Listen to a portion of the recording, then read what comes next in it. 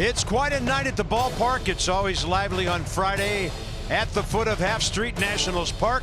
Bryce Harper, patriotic bobblehead night at the Yard, and comparing bobbleheads, having a nice discussion about it, as we will, about last night's game into tonight. What's the lasting effect? It's a great thing about baseball. We have no idea, but it's a lot of fun to go back and look at the greatest comeback in team history. Yeah, you're hoping they can build on last night, but it didn't look good for a while when you're talking about last night's game. Top of the fourth inning, Justin Bour hits a home run. This made it 9-0. Fangraphs at this time had the win probability for the Nats at 1.2%. Also had the probability for a good broadcast at 1.2%. Then Trey Turner hit a home run to make it 9-1. All of a sudden you're thinking they got a chance, some good at-bats back to back to back. And then Juan Soto hits a double in the gap. That made it 9-5 at that point. You're thinking they got a chance. Juan got everybody fired up. But then this pitch, a two-strike fastball right down the middle. The second home run of the night for Trey Turner, the grand slam. It made it 10-9, and then Sean Doolittle took over from there. The bullpen did a great job. The ballpark, probably the loudest we've heard it all year. Yeah, 24,000 sounded like 42,000 last night. Sean Doolittle nailing it down, and as you can see, the Nats needed some extra runs to eventually win that game. In 2 of those 3 innings, they had more runs than hits, so they made the knocks count big time. Yeah, and coming off of what they've been going through, a 5-game losing streak, losing 18 of 24, you wonder how that's going to affect them moving forward. You want to say, don't you, that that was the turning point of the season, but you have to see, are they satisfied with that last night? How do they react to that, and then can they take it into tonight's game? Well, let's get on the end of the diving board and find out. We're going to spring into action here, and Matt Adams has been fantastic. Second career 4-hit game. This is unbelievable. The Nats have a .500 record. They're 27-12 when he starts 39 times this year. We're not sure exactly what that tells you, but he's pretty good when he's in there.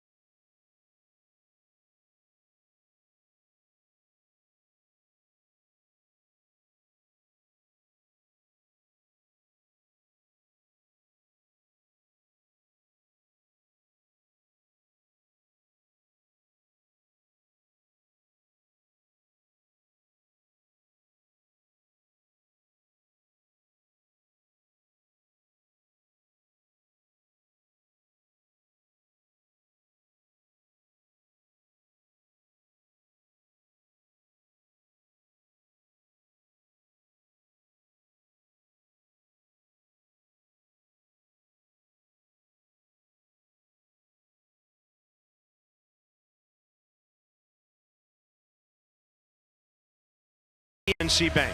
There's no better time to act than today. PNC, make today the day. And by Ocean City, Maryland. There's no end to the fun you'll have in Ocean City. Plan your trip today at ococean.com. Pretty comfortable at the ballpark right now. It's muggy, a little sticky, but we've got cloud cover, so not that bad right now. 85, the humidity 55. And the Marlins come in 36-53. The Nats at .500. And here's Starlin Castro leading off for Miami. He's 4th in the National League in hits with 102, and he's 21 for his last 42. That's a pretty hot 11-game stretch for him. He's always been able to hit in his days with the Cubs, the Yankees, and now Miami. Gio, 10-3 career in 10 starts against the Fish. He allowed 3 earned runs in 5 innings last start. Received a no decision in a 4-3 loss to Philadelphia on July 1st. Struck out 4 Phillies, walked 4 Phillies, threw 89 pitches in that one. You see opponents hitting 247 against Gio Gonzalez. He and Castro have met before, and the fastball misses. We're underway at 7:05.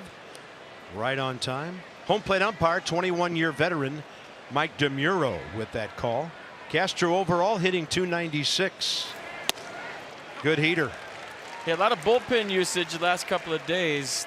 Davey Martinez and the Nats need a good one here out of Gio tonight, and he likes pitching against the Marlins. Steven Strasburg threw a simulated game today. That went well.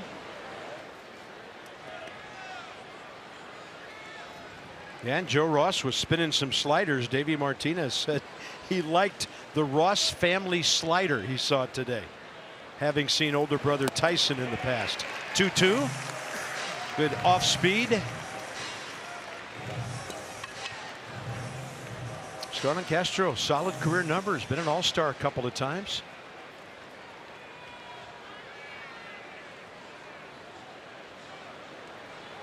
Three times in the National League.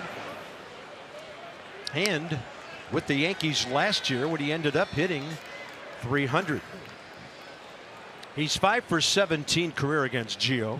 So first count of the night is full.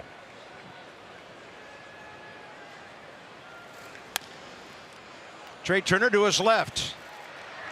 Solid route, and the sidearm throw handled by Adams for the first out. So earlier today, Steven Strasburg in the simulation game. When you hear sim game, that's what it stands for. You knew that, though, and it went real well. Dave Martinez said he loved what he saw from Steven. Wow. Pretty good curveball right there. Matt Wieters thought so. And then how about Joe Ross? We haven't seen him in forever. Coming back from Tommy John surgery on the mound. That's a great sight, isn't it? Wow. Strasburg said, "Sit down, Matt Wieters." That was nasty. They might have to have another players only meeting after that curveball. Brian Anderson, 284 for the Marlins, one of the best looking rookies in baseball this year. And Gio misses with the hook, 2-0. Anderson 0 for 2 against him. So the Nats have beaten Miami 4 times in a row this year, adding on to the 8. So Davies' team over Don Mattingly's ball club, a dozen in a row. That's inside 3-0. If I had keys to the game for Gio tonight, it'd be one thing: don't think, pitch. He's been grinding out there mentally a lot lately, and maybe overthinking things. Working with Spencer Keyboom tonight, and he catches strike 1. 3-0 pitch. Right down Broadway. Yeah, Broadway has sidewalks too. Here's a 3-1. Same spot out there. And now Brian Anderson knows if he sees another, he better be hacking. Let's see where this one is. Right down the middle, strike 2. I don't know what he's looking at, Bob. Those are perfect pitches. 3-2. Stood him up, fastball up and in. 1-on-1 out. There's your D behind Gio tonight. Soto, Harper, Eaton your outfield. Turner, Defoe up the middle. Rendon, Adams at the corner. Spencer Keyboom behind the plate. Spencer with a big knock last night to extend the lead. Gets the start today. Talked to him in batting practice. He's feeling much better. Now we're told Jeremy Hellickson is not still sick after his outing last night.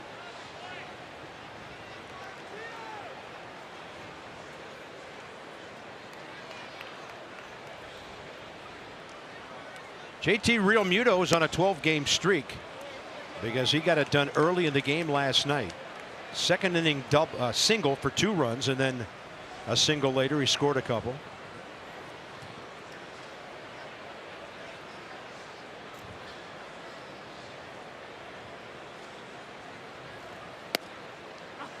One. But if he's getting that pitch, and it seems like Mike DeMuro's giving it to him down and away, that's big time advantage for Gio. Keep hitting that spot. He's giving him an inch or two out there. We saw it with Anderson on strike one and strike two.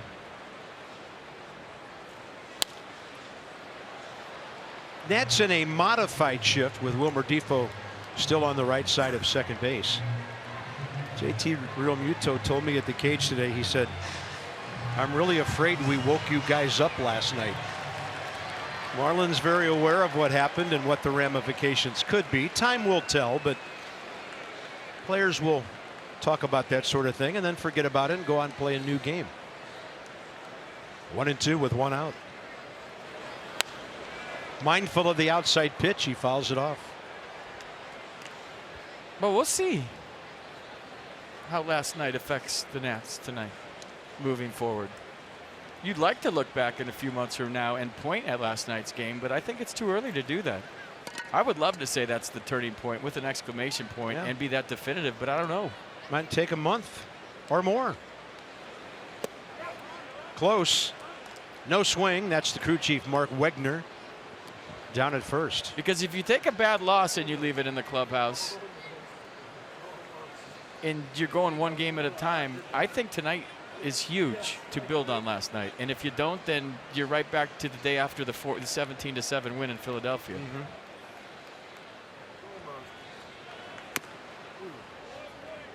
Good hitter, reaching down to stay alive. Realmuto, .310 batting average, 6th in the league. StatCast powered by AWS. First the shift, and look at that, 72% of his close-in hits or batted balls pulled. How's your swing feeling today? Oh, it's feeling a little green. That's a good thing. Means you're going the other way. Yeah, I'm feeling green up there today. I like that. Yeah, see, he's trying to go green. Aren't we all? 2-2.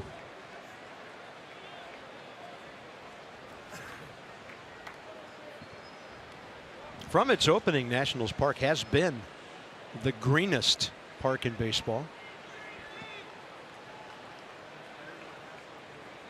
2 balls, 2 strikes.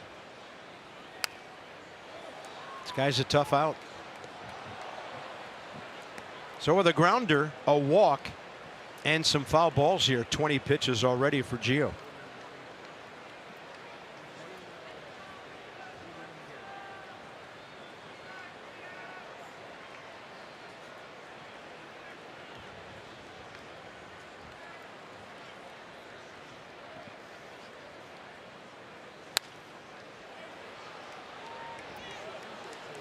You know, I always say what makes Gio so effective is that you never know where it's going to be as a hitter, and it's hard to game plan against him. But tonight of all nights, he needs to be efficient. You'd think, just based on the bullpen running on fumes over the last couple of days. The Fetty shoulder tightness, you know, big time bullpen game last night. Big time bullpen game. So he would love some first pitch outs, some double play balls, to be able to get to the 7th and maybe the 8th even with a lead tonight.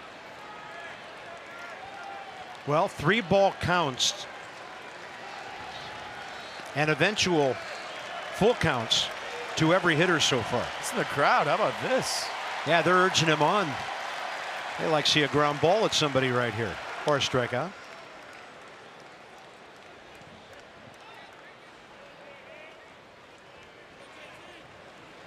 Well, they've been here for a while. They all got their Bryce Harper bobbleheads early today. Yeah. So this place has been jumping for about an hour or so.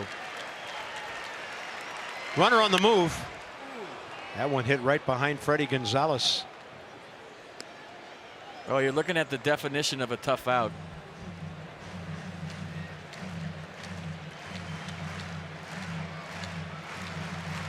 He's 6 for 21 with an RBI against Gio, who struck him out 5 times.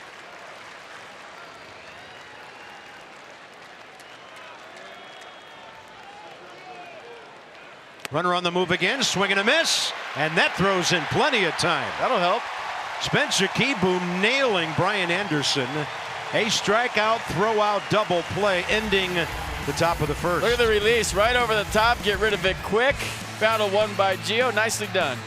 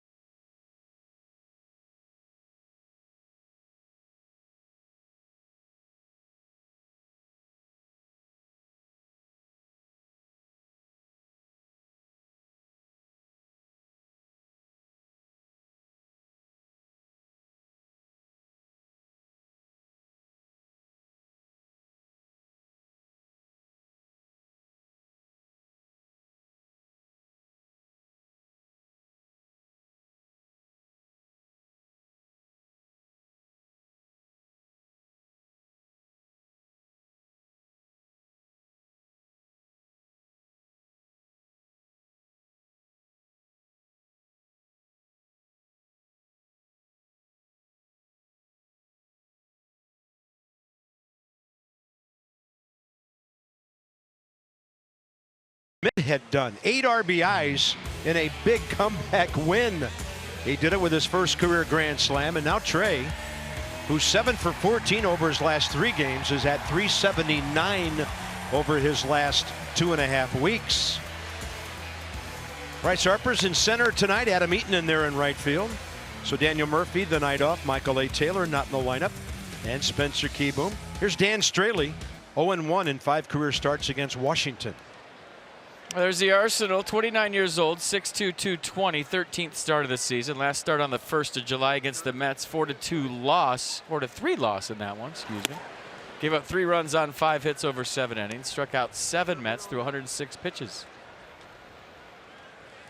He's 1-3 with a 3.81 in 6 road starts.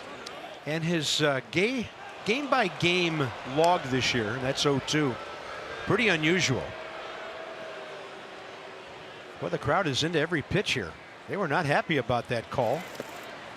Nothing like a little offense to make everybody an umpire and get him going. Well, they cheered every 2-strike count with Gio. They were on their feet, and Gio struck him out, throw him out. So that's how you could influence an inning as a home crowd. That was awesome.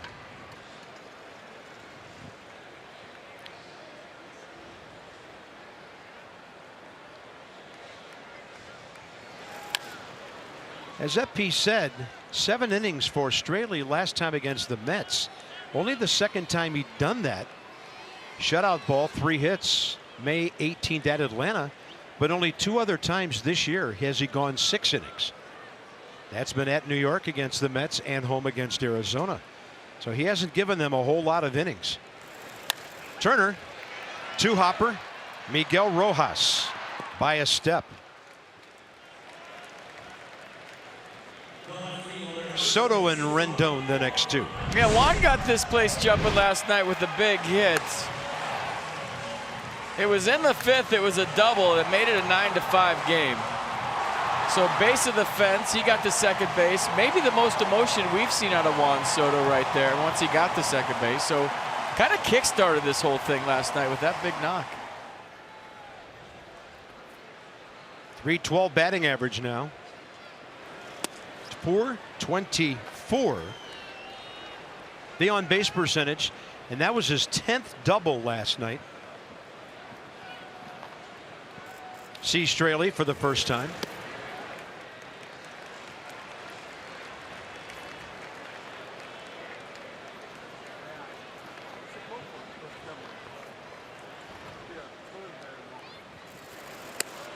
Not even close. 3-0.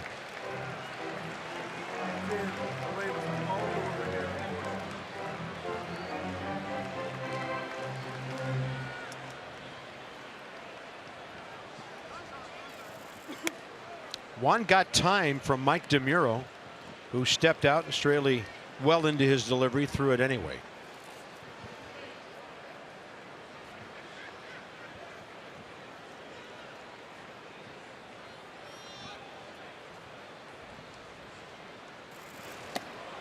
4-pitch walk. Check out Juan Soto from the side on his double. You guys know I like to do this. I always say you can't hit what you can't see, and you got to keep your head still. Check this out. 9 hitters out of 10 move out of this frame with that circle shadow. Watch Juan Soto. Maybe I could have drawn a better circle, but I mean, the head was still perfectly still throughout the whole swing. And that allows him to see the baseball super clear. When your head's still, you see rotation. The ball's not jumping on you. It's not moving. It's right where you think it's going to be when you get your barrel into the strike zone. Anthony Rendon, 7-game streak came to an end last night. Still 346 his last 20 games. And he has a career home run against Dan Straley.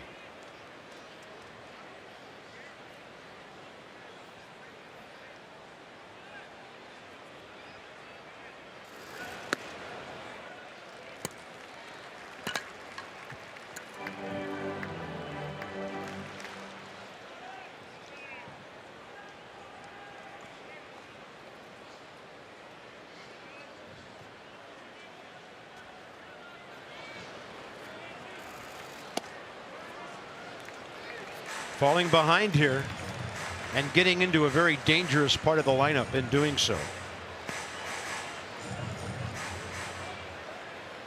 A come from a headwind would be okay tonight.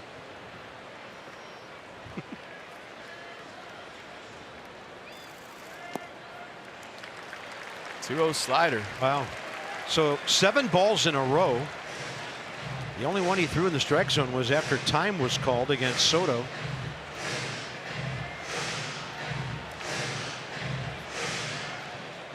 There's Bryce. Couple of career hits. 2 RBIs against Straley. Anthony Rendon takes a strike on the inside edge.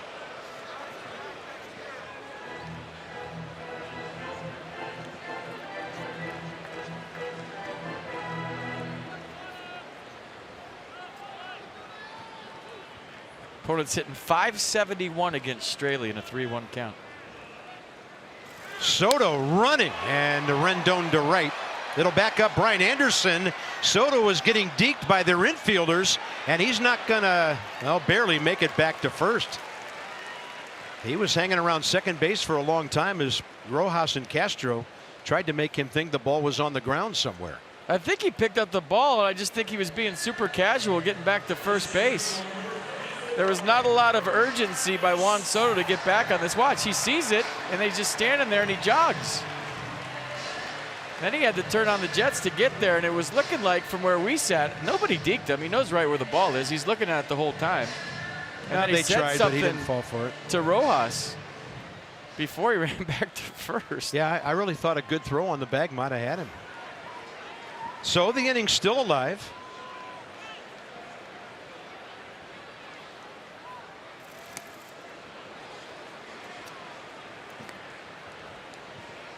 So Bryce against Straley, 2 for 11, 2 walks, 2 batted in.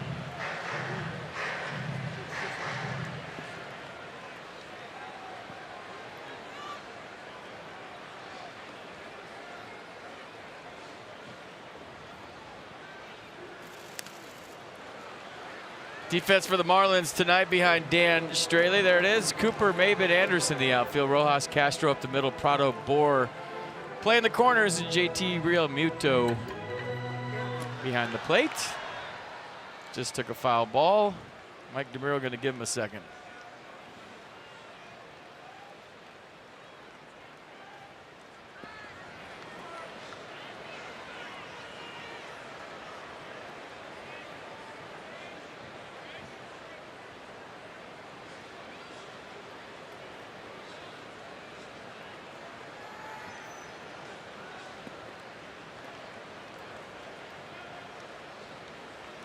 Bryce walked a couple of times last night, scored a run. Short lead by Soto. Good eye, a little low, 1-2.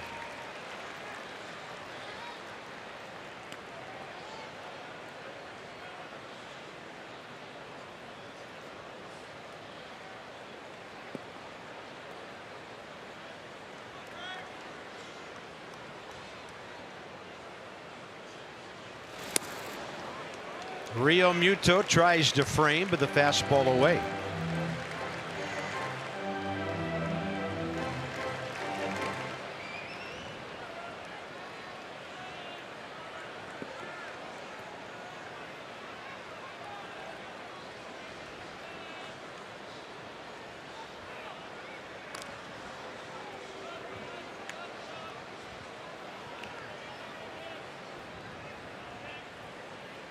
Friday Stars and Stripes jersey's my favorite. Although the new blue ones are pretty sweet too, with Nationals script across the front. I still like these better. Harper lifting one left side. Only infielder over there. Prado. This is Garrett Cooper, and he had to make a left turn at the very end to grab that fly ball. Each team gets a runner in the first inning via the walk.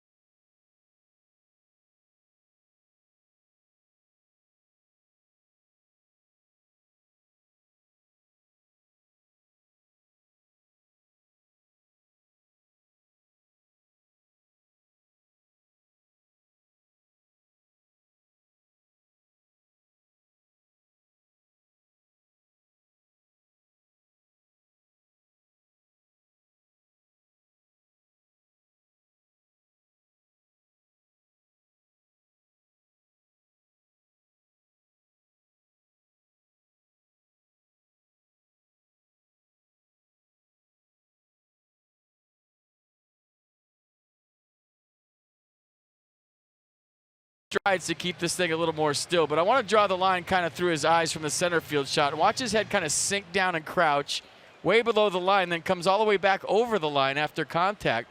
So that takes a straight fastball and makes it move up and down at the same time.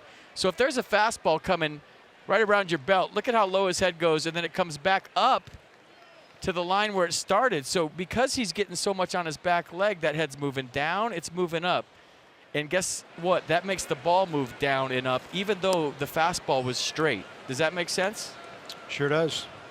You know, all good golfers keep their head perfectly still, right? Same with hitters. All hitters that are locked in keep their head as still as possible. It's impossible to keep it perfectly still, but as still as possible. And right now, it's going down to up versus backwards to forwards. And I think once he stays more level along that line, he'll be more consistent, and then the hits are just going to come in buckets. Only a matter of time. And Gio with a big curveball to Martin Prado. And why does he do that, Carp? He practices all day. He works harder than every hitter out here, or as hard as every hitter. But when you get into the game, there's this thing called trying hard and a thing called adrenaline. And that's what makes you move all over the place. You want to generate so much power, and I want to hit it 500 feet that you kind of get into that crouch, you get down low, and then you come up out of it, which in turn makes the ball move. Adrenaline.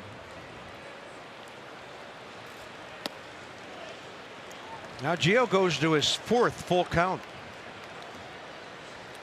First inning ended on the Real Muto strikeout, and then a bullet from Key Boom to Defoe to nail Brian Anderson.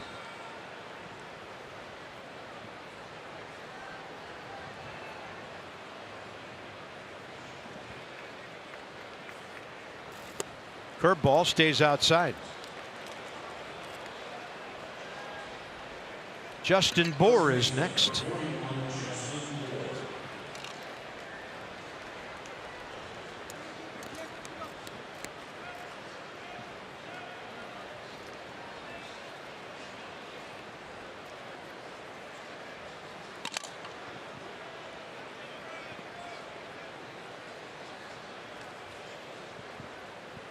Well, he had a big night in the first half of last night's game, like a lot of the Marlins did. First 3 times up, walk, RBI single, 2-run homer.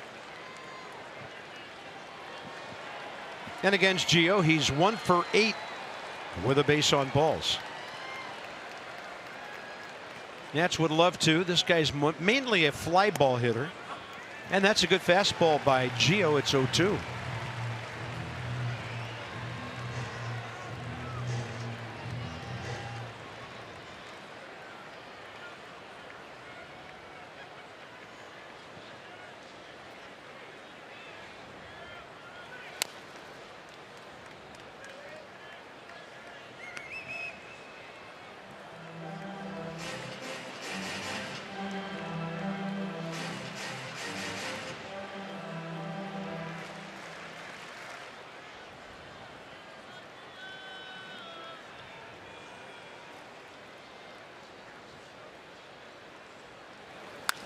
There's a grounder right at Turner. He can do it himself.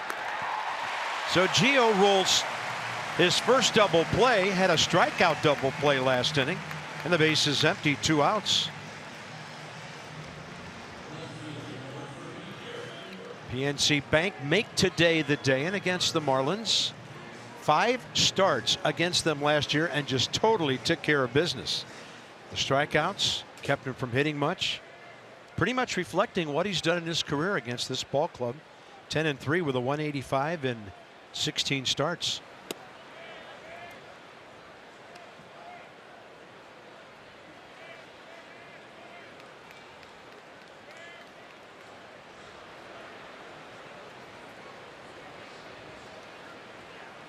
This is Garrett Cooper.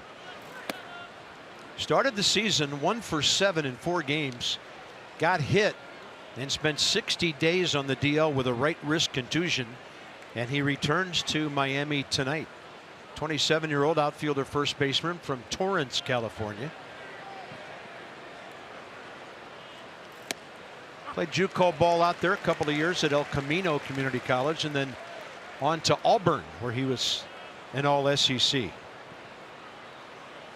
Traded over from the Yankees last summer. 3-1. That outside corner's there for the taking if he can nail it down. Little deep breath, relax. Get back up there and try to drill that outside corner.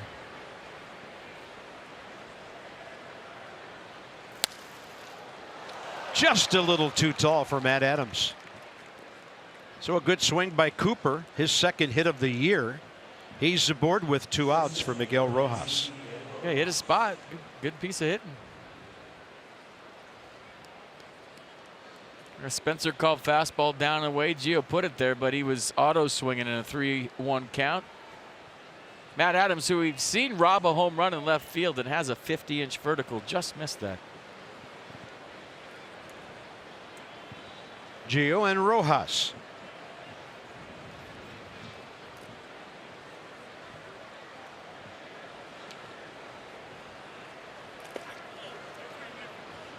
Stop. Not sure how it missed him.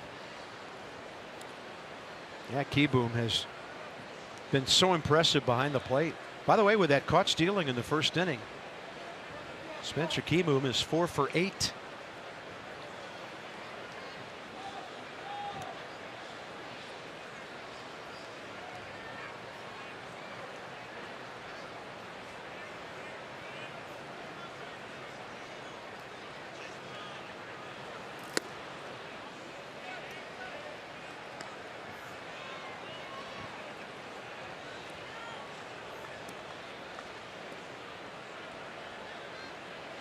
Reverse splits. Interesting.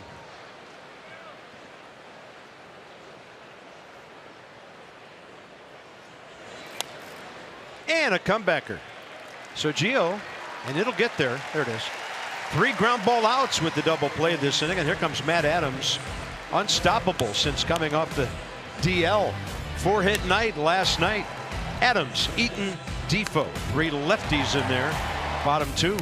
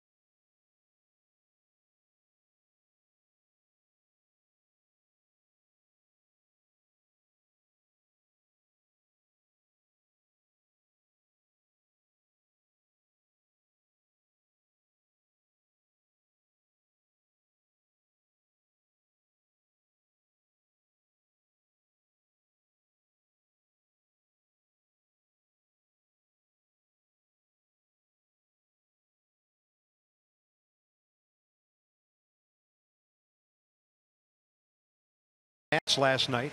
They won and scored 7 or more. In fact, they did it twice. And you get 50% off regular menu price online orders at papajohns.com. Promo code NATS50. Better ingredients, better pizza. Papa John's. Matt Adams up there hacking. Fastball out near the edge.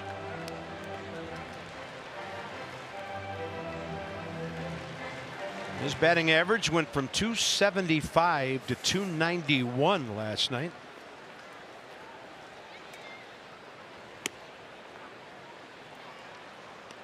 And now it's 0-2, and there goes Martin Prado. Where's he going? Out by umpire Jim Reynolds on their shift.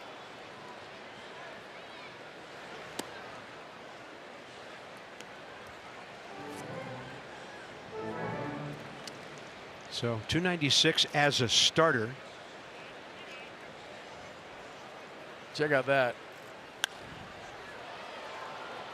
And this one skied to left. Garrett Cooper. That's the highest winning percentage in the National League for a player when he's in the starting lineup. 27-12. That's a .692 winning percentage. Albert Almora Jr. second for the Cubs. They're 36-18 when he starts. And Justin Turner and the Dodgers are 24-12 when he starts. Yeah, that's really interesting. You could make an argument that the guy having the biggest impact of all easily is Matt Adams, because those ball clubs are double digits above 500 as a team. Eaton and Defoe, the next two, bottom of the second. 1-1. Adam Eaton was a pinch hitter in the 5th inning last night in the pitcher's spot, and he drew a bases loaded walk prior to a Turner RBI grounder and the Soto double. So Adams' base on balls at the bottom of the order really helped the Nats build that inning.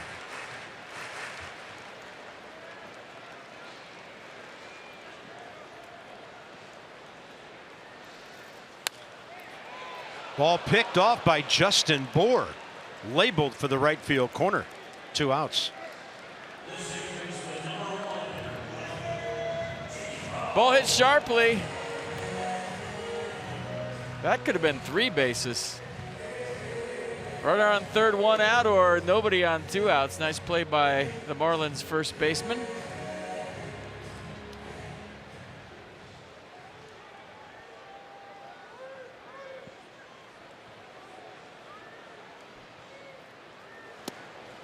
Wilmer Defoe takes a strike. 262 lefty, 245 overall.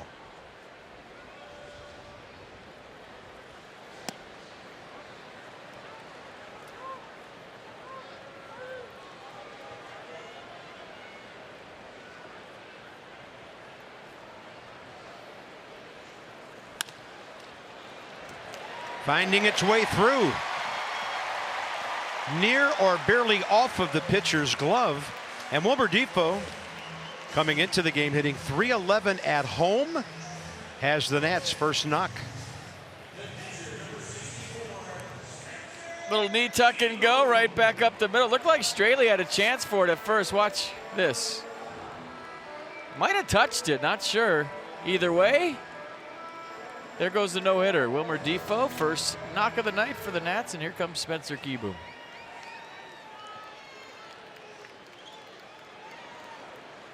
Came in to catch in the 7th inning last night after Severino was pinch hit 4 and delivered an RBI opposite field single in that 4-run 7th. And as it turned out, the Nats needed just about all 14 of those runs to hang on last night. Batting average over 230 now. He's 10 for 43, playing in his 19th game.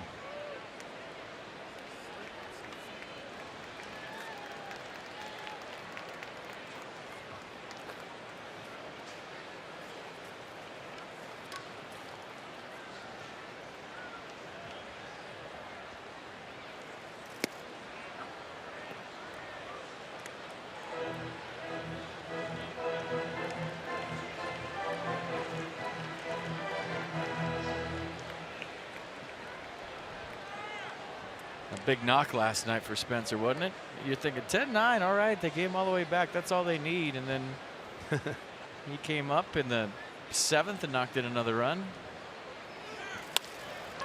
And with Defoe on the move, ground ball to short. That's it for the Nats in the 2nd. A walk and a hit so far, stranding 2. No scores, Straley and Gio.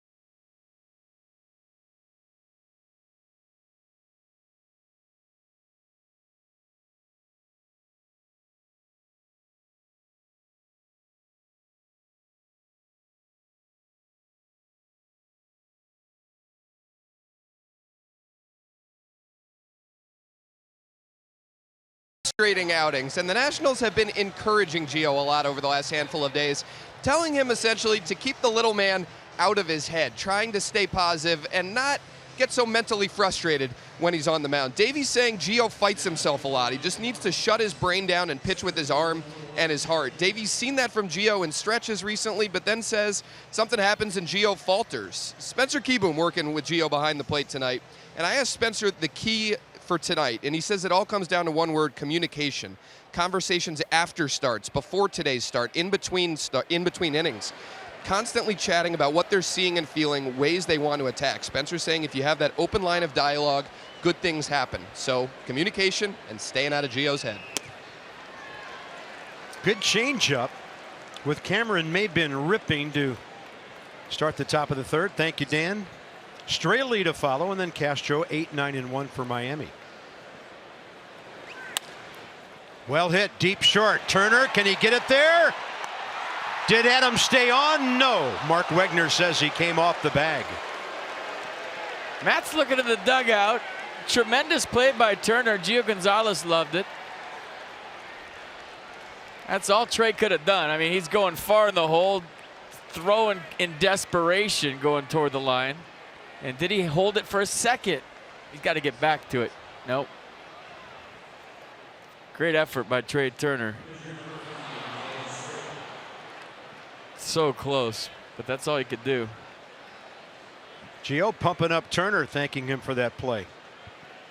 Straley, 2 for 17 this year. No sacrifice bunts.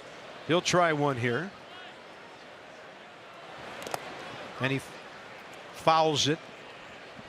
Kind of add on to what Dan said, Carp. There's a time in your career where you have to do that for yourself. I mean, it's nice to have Adam LaRoche come over. It's nice to have Ian Desmond calm you down, you know, a catcher walk out there. But you get to a certain point, especially at 32 years old, where you've been around the league and you have to, for yourself, know how to stay in the moment and relax and not let it get away from you. There's a certain responsibility as a professional that is a veteran to be able to do that for yourself.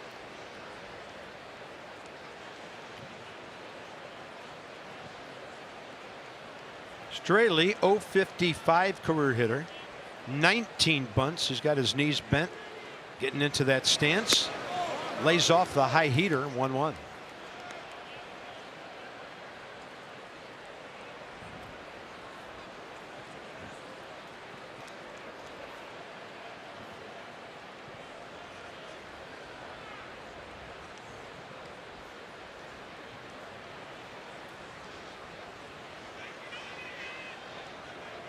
Runner moving, and he bunts it. Gio over to Matt Adams, and the sacrifice is 1-3. All right, the Nats and Harris Teeter. Whoa, there it is. They're teaming up to present the kids' batting helmet giveaway. That's Sunday, July 22nd. You get that cool helmet right there. So kids, you can put that on. 10,000 of you can wear that if you're 12 and under. So Nats Braves, 135. Big game. Wear red, be loud. Big series. For tickets, visit nationals.com. Yeah, those guys could get helmets. You too. Crush the Coke. Stay up all night. It's Friday. You're good. Summertime. Top of the order, Starlin Castro. 31 RBIs this year.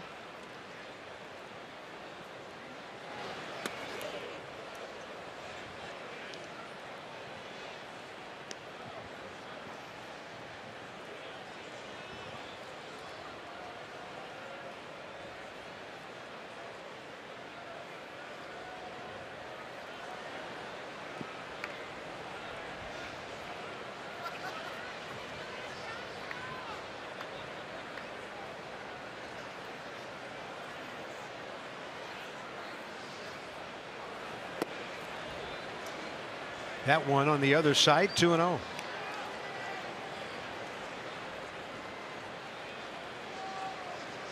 Walks per 9 innings, so Gio basically averages just more than 2 walks a game.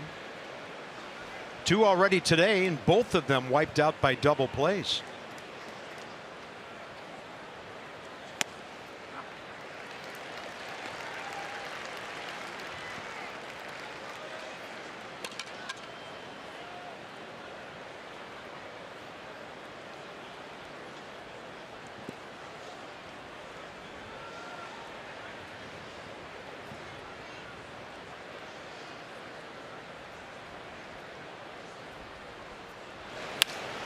That's fair. Got by the bag. A fan interferes and gets booed. So Maben scores from second on the double by Starlin Castro.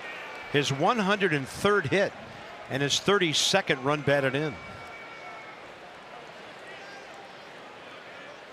This actually works out for the Nats. You know, umpire's discretion. He puts the runner, the batter, where he thinks he would be. That was close, by the way, down the line. But if that kicks off and Castro gets to third with 1 out, the Nats could have caught a break right there. Who knows where that ball is going to kick? I think it would have been a double either way, but you never know. Yeah. Security is on site. Could have an ejection. Here's Brian Anderson, who walked first time up.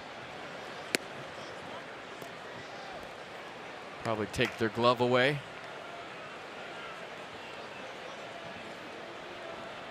I think if you're in the front row and you do that, you shouldn't get kicked out of the park. They should take you to the nosebleeds, as far away from the game as possible. The euchre seat way up in the corner, and say, that's where you're sitting the rest of the game now. I don't care what you paid for those tickets. You know, that sounds like a deterrent to me. Don't kick them out. You're just being a fan. Yeah, up there. Next to those two guys. Yeah. Those two guys picked up fair balls in batting practice, and they've been banished. You call it the section of shame, and you just put the guy that leaned over in the section of shame, and he has to sit there for the rest of the game. Maybe even face the other way. 1 ball, 1 strike to Anderson. Little country hardball right there. Gio's fastball. He couldn't get to it. Mercedes-Benz pitch cast. Late life.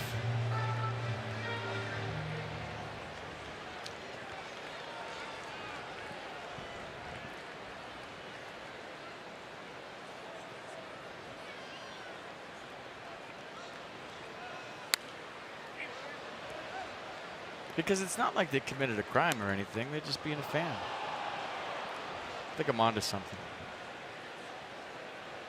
And the Marlins might be with this guy. A rookie leading the league at 425 with runners in scoring position. A right center field approach, that's always conducive to driving in runs. Makes you stay on the ball longer, hit more pitches. 44 of them.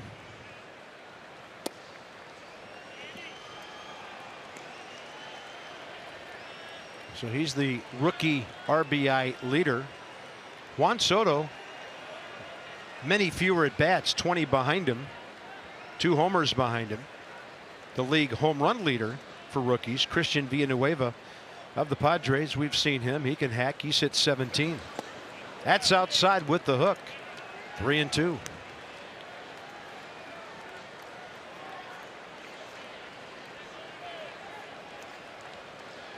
Soto still leads rookies in batting average at .312.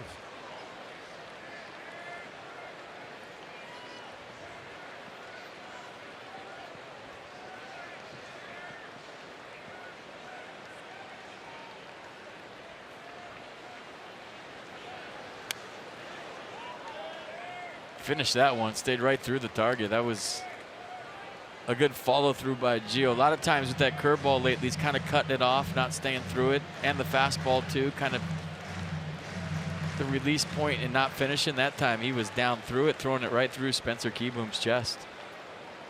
Let it fly. Runner at second, a run in, 1 out here in the third. Anderson got jammed. And drawing a bead on it from right field, Adam Eaton for the second out. Good pitch. JT Realmuto will be next. 17 minutes, they'll get underway in Milwaukee. Freddie Peralta for the Brewers, Mike Fultonavich for the Braves. See him staying through it right there, and the fastball in right off the trademark.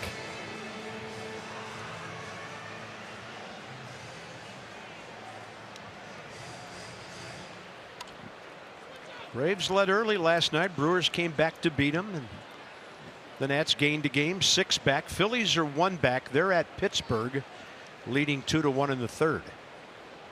Realmuto struck out on the front end of a double play, ending the first inning, and Spencer Keyboom on his way to the mound.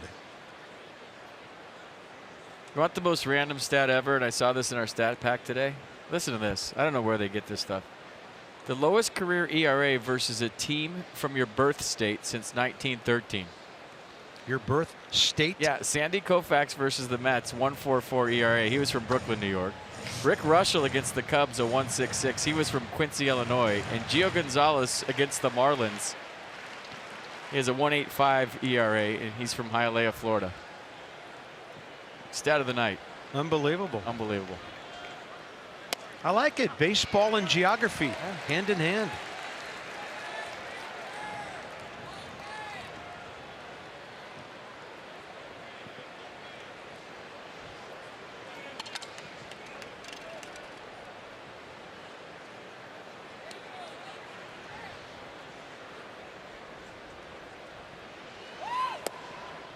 Ball 1. Where were you born again? Missouri. So you had some good broadcast there. I wonder what your good broadcast percentage is in the state of Missouri. Well, there were a number of years when the Nats couldn't win there, and I heard about it. All right. It's been much better in recent seasons. Maybe you're not on that list then. Pretty sure I'm not. ERA's got to be 6.5 or something.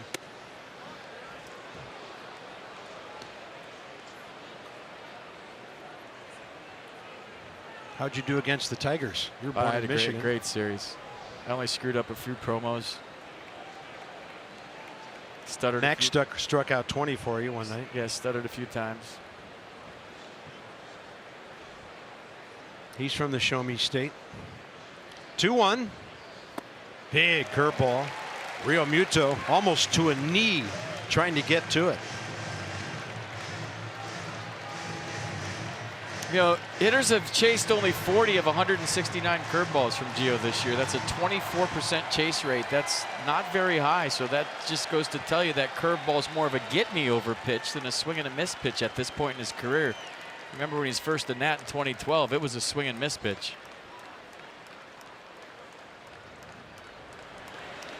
He throws him another one and strikes him out. Marlins' best hitter is Gio's only strikeout victim so far. Gets him twice. Look at the drop on that baby. Off the table to the bottom of the third.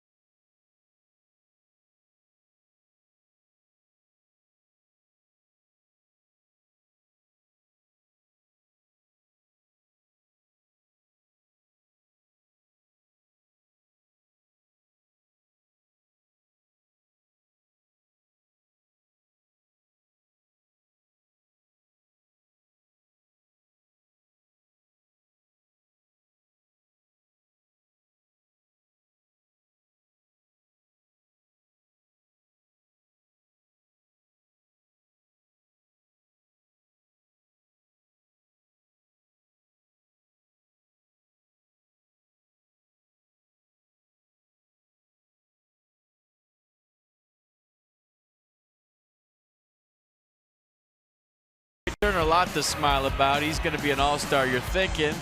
Thanks for bringing me the game, Dad. I love you. And we're about to play baseball, and we hate each other. Smile, it's Friday, brought to you by Dominion National, providing innovative high-value dental and vision benefits to area employers and individuals. Smile, it's Friday.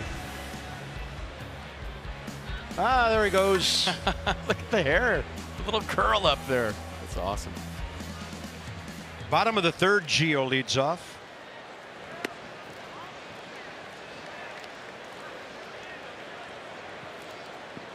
One for 27 this year.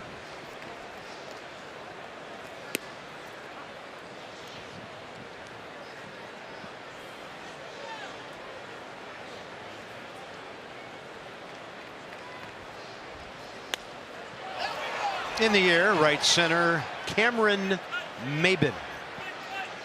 First time through the order, the Nats go 1 for 8 with a Soto walk and a Defoe single. Go back to the future on 80s night, presented by Budweiser. That's Saturday, July 21st, right here at Nats Park. Everybody wear Bob Carpenter ties. That would be a good costume. Otherwise, the leg warmers are going to be here. If you haven't heard them, they're fantastic. Your totally tubular night. I never said that in the 80s. And the ballpark begins with tickets at nationals.com. I love the theme nights. And I think the 80s night is one of the best. People get into it. So yeah, that was written by a millennial who looked up 80s on Wikipedia or something. Is that Brian Wilson? Bryce Harper never had a mohawk like that, did he? No. Here's Trey, bouncer to short first time. Totally tubular.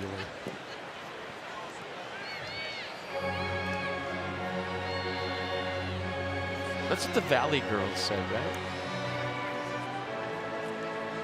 With the word like about 12 times in every sentence. Yeah. 1-1 to Trey. 7 for his last 15. Still hunting his first career hit against Dan Straley. When you're talking cars, you're talking Coons league leaders. Where do shortstops rank? Well, most of them are behind Trey Turner. So he's second in homers, third in runs batted in, first in steals, of course. As good as any out there right now when you wrap it all together.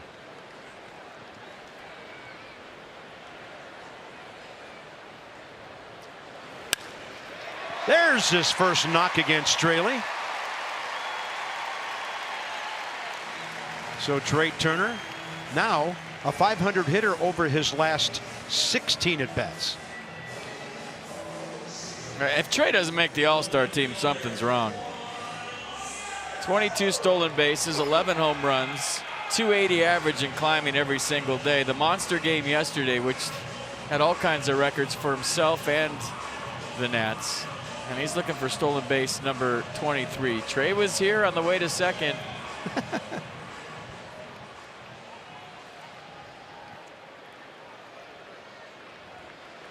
Soto walked first time on 4 pitches. Trey is 22 for 26. He's tied for number, well, he's actually third alone. It's Inciarte who has jumped up and stolen a couple this week to tie Michael A. Taylor at 23 for the first spot.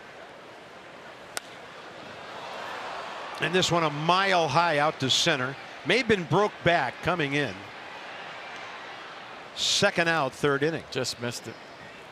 Rendon next. You know, I forgot to talk about this last night, Carp. Juan Soto won on MLB Network and did a live interview in English.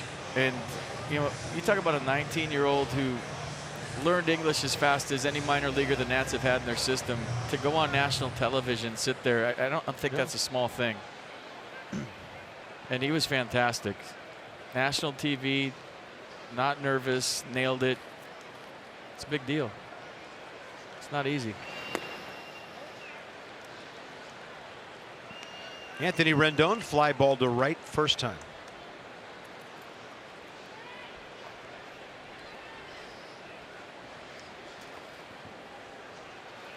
Short lead, edging out there.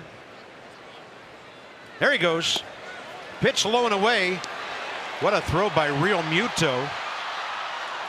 Trey got up and kept running. I thought he was out the first time, but I guess we'll never know. It is a caught stealing either way.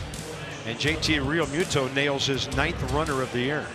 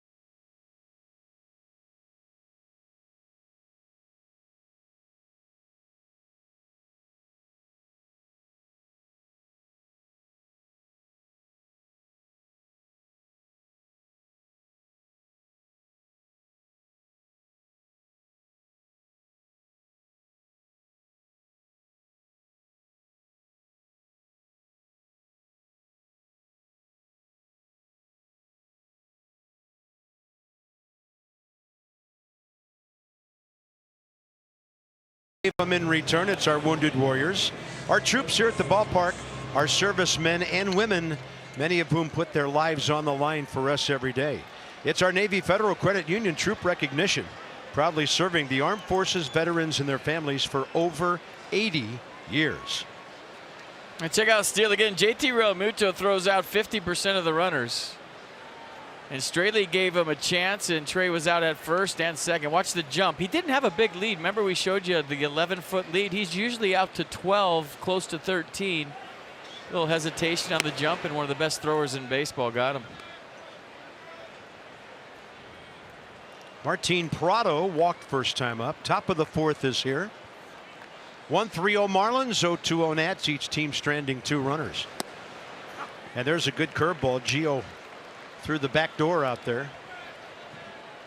His first 3 innings long, 64 pitches, 37 strikes. Feeling good about the hook. Prado missed the third base bag by a couple of feet. He was just back off the DL last night after pulling his left hamstring May 25th against the Nats in Miami. 3-run homer his second time up. He went 1 for 5 overall.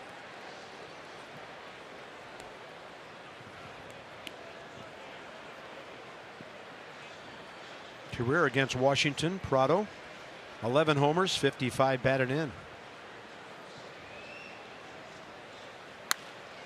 And he hits that one out to right center, and on the move. Long run, as it turns out, for Bryce Harper. This time of the year, the ball is spending a lot of time in the air. And Bryce kind of retracing his route there for Adam Eaton. Well, he made a good adjustment right here. He's kind of going flat to it, and then he has to give a little bit toward the wall. Makes a nice adjustment on the warning track. Nice play.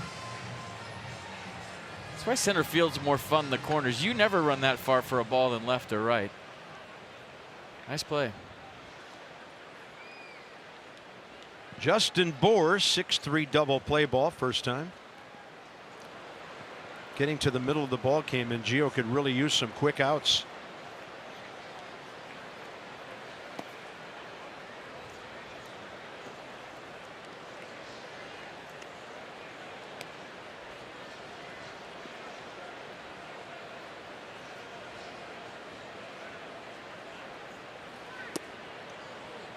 Fastball misses, 2-0.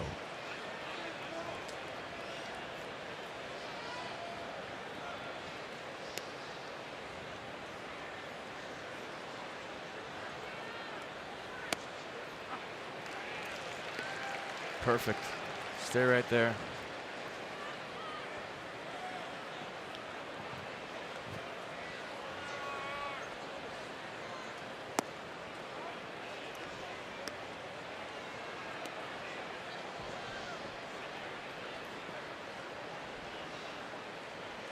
Bohr gets his share up the middle for a big, strong lefty who loves to pull it.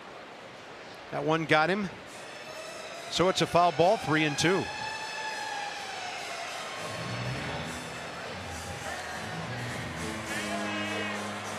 Justin Bohr has 14 homers. And this year, 3 of them are as a pinch hitter. 3-2 with 1 out. Gio misses low. Third walk. He's turned the other 2 into twin killings, and Garrett Cooper is the hitter. MLB at Bat, your #1 Nationals app, so you can customize your baseball experience. MLB.tv game of the day, pitch tracking, in-game highlights, stats, news. It's all available if you download MLB at Bat.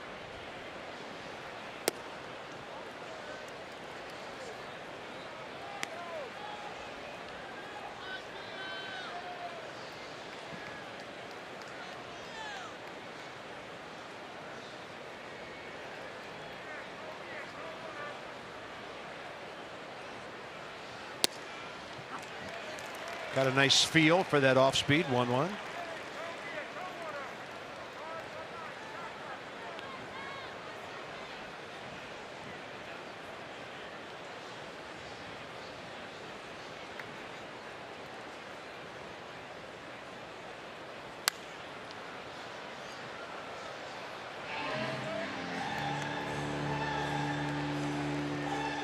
Big strong kid Garrett Cooper, 6'6", 230.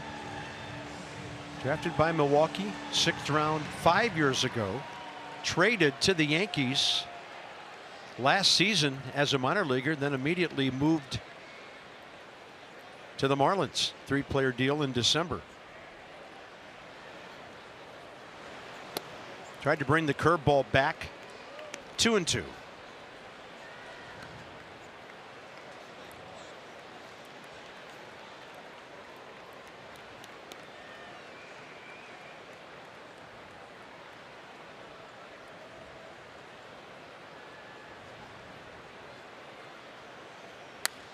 He's going to drive it to right. 1 hop to Adam Eaton, and the Marlins have 2 on, 1 out for Miguel Rojas. Let's have a look at our PNC minor league insights. No better time to act than today. PNC make today the day, and how about this? Futures game here at the ballpark a week from Sunday. Carter Keyboom from single-A to double-A, having a monster year. And then P-Nats third baseman Luis Garcia having a great year. Congratulations to the 2 of them, and they get to play in the park of the big club in their organization. Yeah, Nats fans can check it out and get a glimpse into the future a little bit. Spencer, we're here scrambling to get tickets for that one. But except he's got business that day. He'll have to give them to somebody else. The Nats will be at Citi Field wrapping up a road trip. Well, there's another good piece of hitting by Rojas. So the Marlins have the bases loaded with 1 out here in the 4th. Walk, single, and Cameron Maybin is next.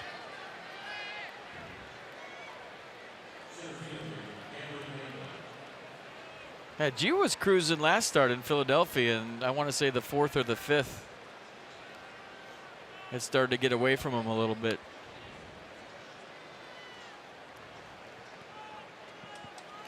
He needs a ground ball right here, right now, or a strikeout, either one. Ground ball right at somebody. Yeah, double play's been his friend. Phillies got 3 runs on just 2 hits in that 5th inning on Sunday. That featured 3 walks in the frame, and we saw what happened to the Marlins last night when Adam Conley walked 4 guys in an inning. So Gio gets ahead. Maybin had that hit to deep short. First time up on which Trey Turner almost made this spectacular play.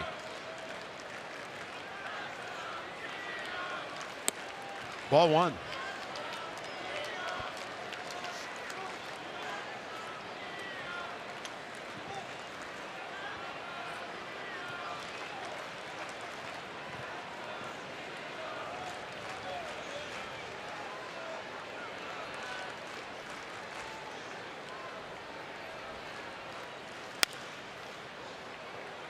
Right behind Perry Hill, their first base coach. 1-2. Pitcher on deck.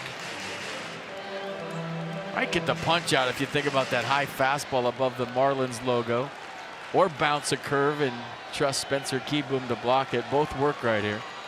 And if you want the double play instead of the strikeout, you go with the changeup.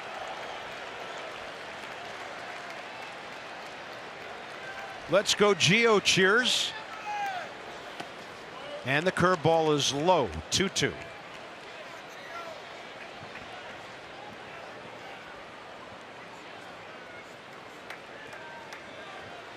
Or the one-out walk and then almost identical singles the other way by Cooper and Rojas.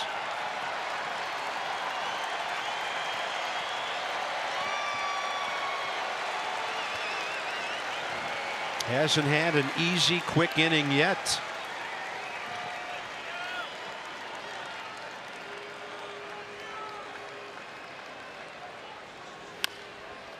High bouncer. Rendon almost a bobble.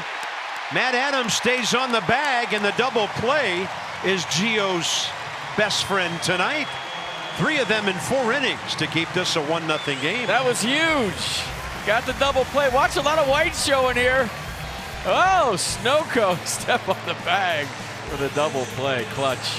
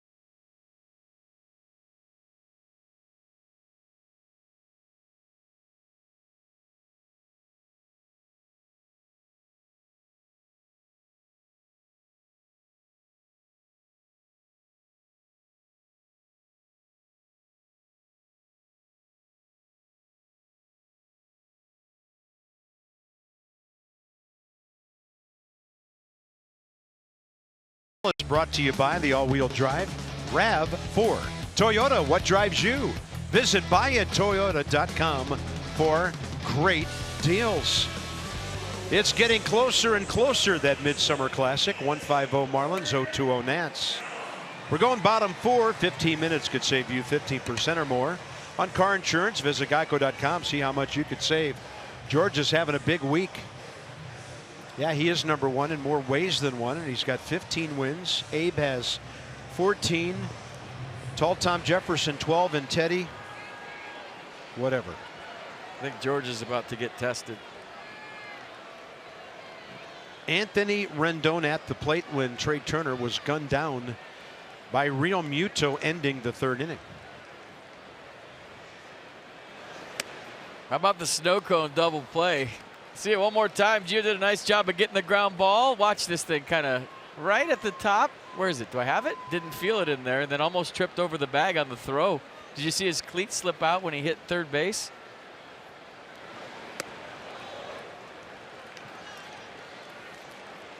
I don't remember bases being that slippery back in the day.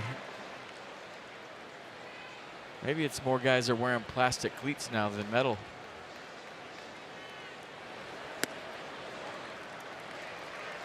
(3-0) to Rendon.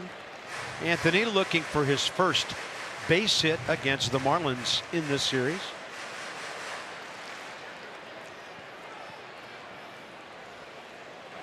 Speaking of cleats, Adam Eaton told me something the other day. He said that there's a national that wears cleats that he designs himself with a Sharpie that look like custom-made cleats. He wouldn't tell me who the player is, but they draw on their own cleats and they look like they're custom-made. He told me to try to find out who it is. Is that old news? Do we know who that is? Oh, the whole drawing of the cleats thing? They just draw on their cleats artwork with the Sharpie and they make them look like they're custom-made. Well, I know Ryan Madsen has done artwork on his cleats. Maybe that's it. This year. In fact, it's been suggested to Ryan that he should get into that business when his playing days are over. I read that about him a couple weeks ago when we were in New York. Fastball away. Rendon is aboard. All right, Dan, what's the latest on Strauss and Ross? Both guys, Bob, participated in a simulated game here at Nationals Park today. Steven Strasburg, according to Davey Martinez, looked really good. Might make a rehab start on Tuesday, then maybe one more, and then potentially out of the All-Star break could be back. Joe Ross, his first time facing hitters in a while, said he felt great, threw about 25 pitches. Still a ways to go in his Tommy John rehab, but hopes to be back with the big club sometime late this summer, maybe August or September. And Davey acknowledged could potentially be an option out of the bullpen, something a way for Joe Ross to help this club in a different role than in the past. Very interesting. That's great about Joe. Great news about Steven, hopefully very soon. Harper fly ball to left, first time out.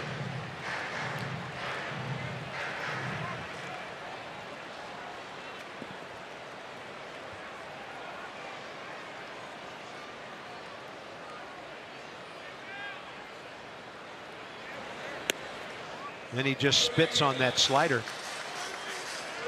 Straley's thrown a couple of backup sliders in this inning that he just kind of hung up there, in on Rendon and then away on Harper. The approach is way more quiet this at bat.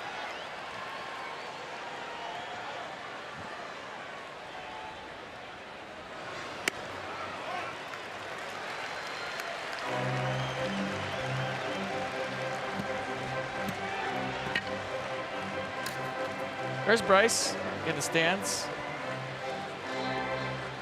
That looks like the guy from Team America, actually, with the patchy beard.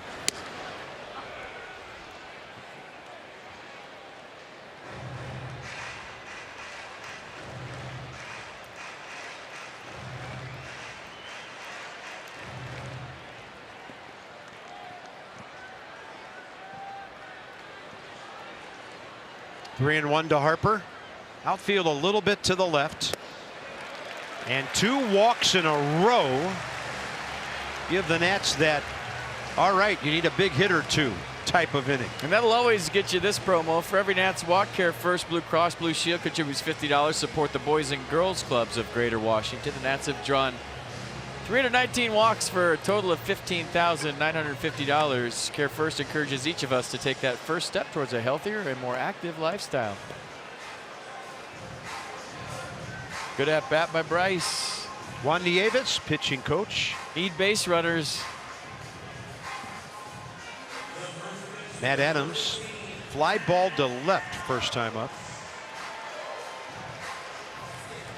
So in the fourth inning for Dan Straley with a one-run lead. Huge sequence right here. He's got three left-handed bats waiting for him. Look at those numbers with runners in scoring position, nearly 360 for Matt. He's driven in 36 runs in 159 official ABs.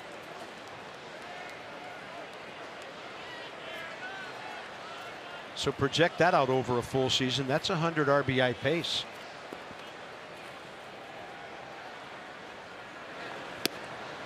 Back-to-back changeups.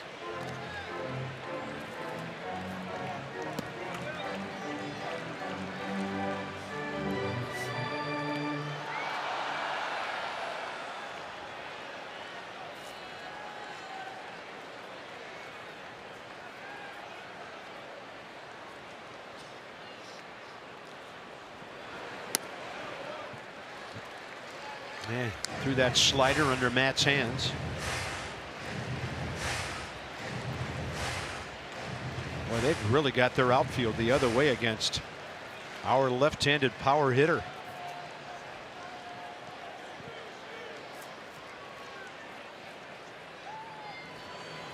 Swing and a miss on the fastball up.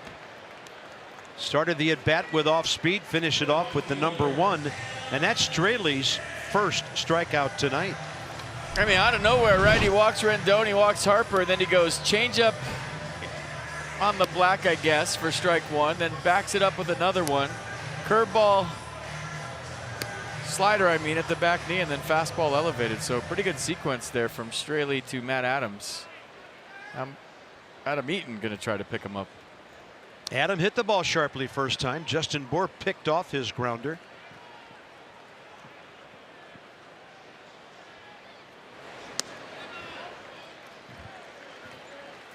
Try to get that first pitch changeup call again.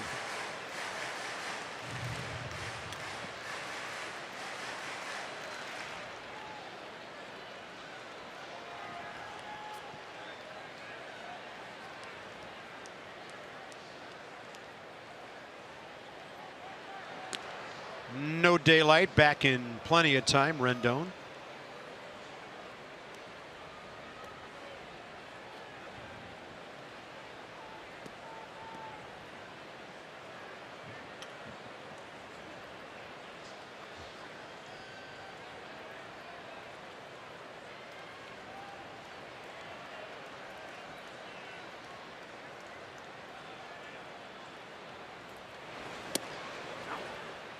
One.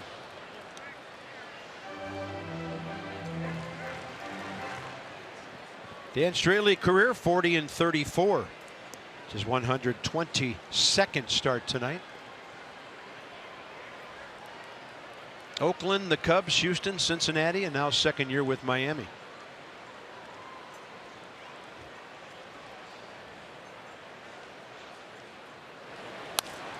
Ball well hit, base hit. Here comes Rendon around third. Bob Henley sends him. Anderson's throw is well into foul ground, and Bryce Harper goes to third. The Nats tie it on Adam Eaton's 12th RBI in his 100th at bat of the season. Well, he hit hard first time up, like Bob said. This time he stays on the slider. Nice. And so he went fastball in for strike 1, then tried to trick him with the slider. And even though Bryce had to jump out of the way, watch him turn it on here once he sees the throw going home. I think Bryce was going to stay at second. He had to jump out of the way, so he knew that Anderson has a good arm. And then watch him turn, watch it throw to home, and say, now I'm scooting to third. So good base running by Bryce, and sets the stage for Wilmer Defoe. Still only one out. Defoe base hit up the middle first time. So Adam Eaton is going to bat 300 for his first 100 at bats.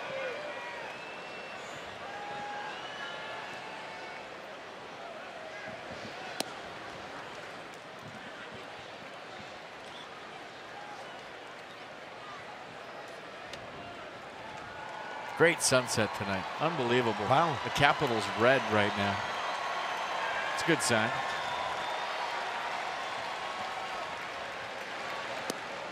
And Wilmer takes that one that evens the count. Well, the show started in the 4th last night with Trey Turner's home run. It was 9-0 at that time. They made it 9-1. So show starting tonight in the 4th too with an Adam Eaton single. Yeah, it was sunset for a couple of Miami pitchers last night in the middle of that game. Defoe spits on it well outside, 2-1.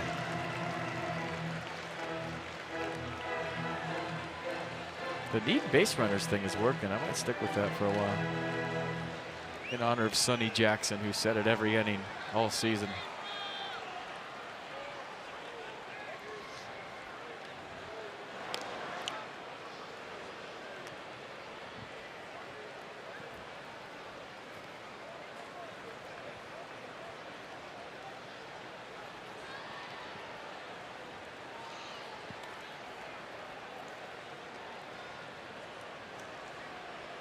Two-one to Defoe. There's that slider, caught the inside edge. That's a good take. If he swings at that, it's a grounder to first. There's not a whole lot he can do with that pitch. So sometimes you got to tip your cap and fight with 2 strikes. That was a pitcher's pitch. And now you battle. Big pitch here, 3-2 will allow Davey Martinez to start Adam Eaton. And here we go.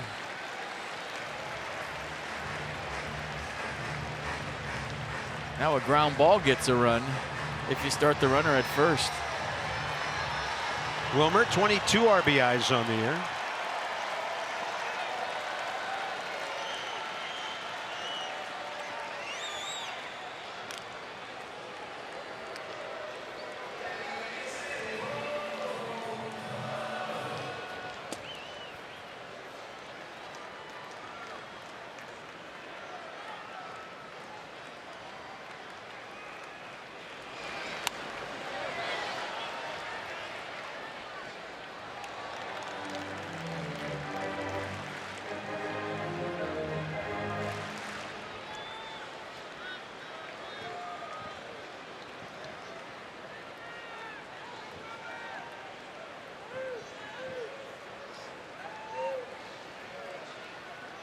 Adam Eaton inching off at first.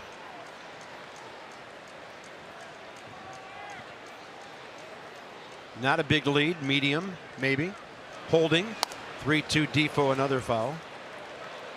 So you have a contact guy up, a decent runner at first base. A lot of times you'll see a manager start him right here just to get that second run across the plate on a ground ball. I don't know about Adam Eaton's health right now, but he doesn't look like he's too interested in going, and maybe that has something to do with it. Yeah, I would think so. Either that or he knows Defoe's going to foul it and he saved himself a lot of sprints. 3-2 with one out.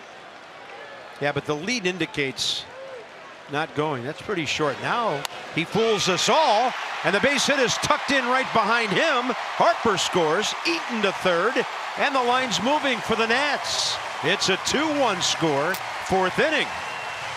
And for Defoe, RBI number 23. That was a great at-bat by Wilmer Defoe. Put a star by that one. Fouled off some tough pitches on 3-2. Then he got a fastball right down half street. Rolls over it, but he hit it hard. Adam Eaton off with the pitch. Easy first to third. He had to negotiate his turn at second carefully. But line moving here in the fourth for the Nats. He knew it was in right. You see the turn, and then he slides to stop at third. Just kind of falls onto the bag. Need base runners. Have some, need some. There's Keyboom batting eighth.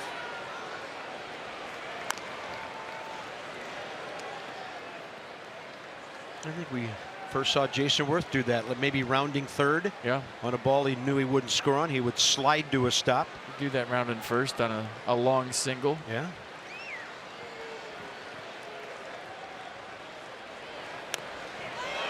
And the runner coming home. And nowhere to go really for Adam Eaton. Pretty good backhand toss there by Straley. 1-2 on the bunt, fielder's choice, with the pitcher coming up next. Yeah, got to get it by the pitcher. If he bunts that a little harder, it's a run, and there's runners at first and second for Gio. Good effort. But you saw Dan Straley, who moves well for a pitcher, bounce off the mound right toward that bunt and make a nice play. So it's Defoe at second, Keyboom at first, and Gio can wail away here and try to get himself up by 2 runs.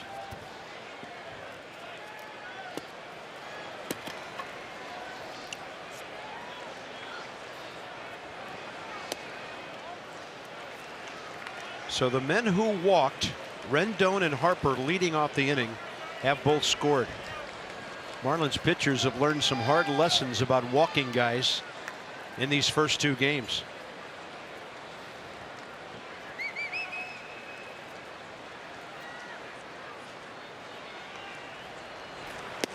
Five runners who walked last night scored, and JT Realmuto, I guess he had one slip. That ball was a good 8 feet off line into center field, and Defoe to third.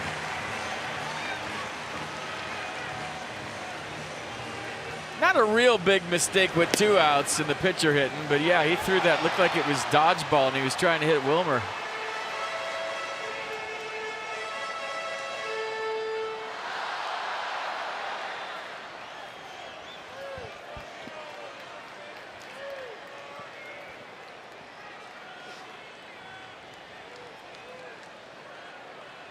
Does bring the wild pitch into play, though. Correct. 1-1 the count.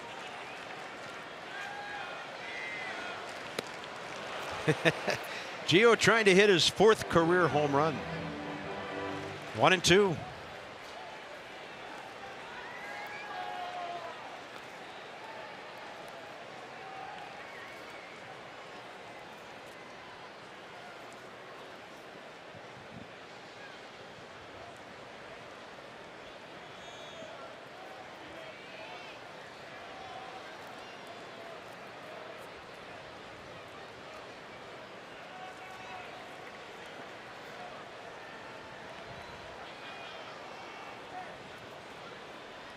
A lot of pitches. 2-2.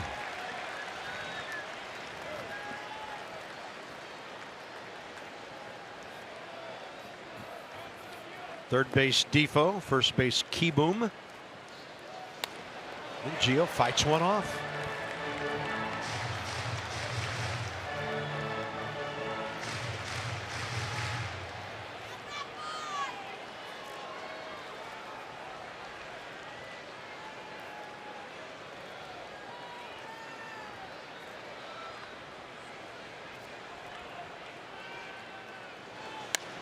Gio, great swing to right, but that's why they play the pitcher so close to the line on the offside.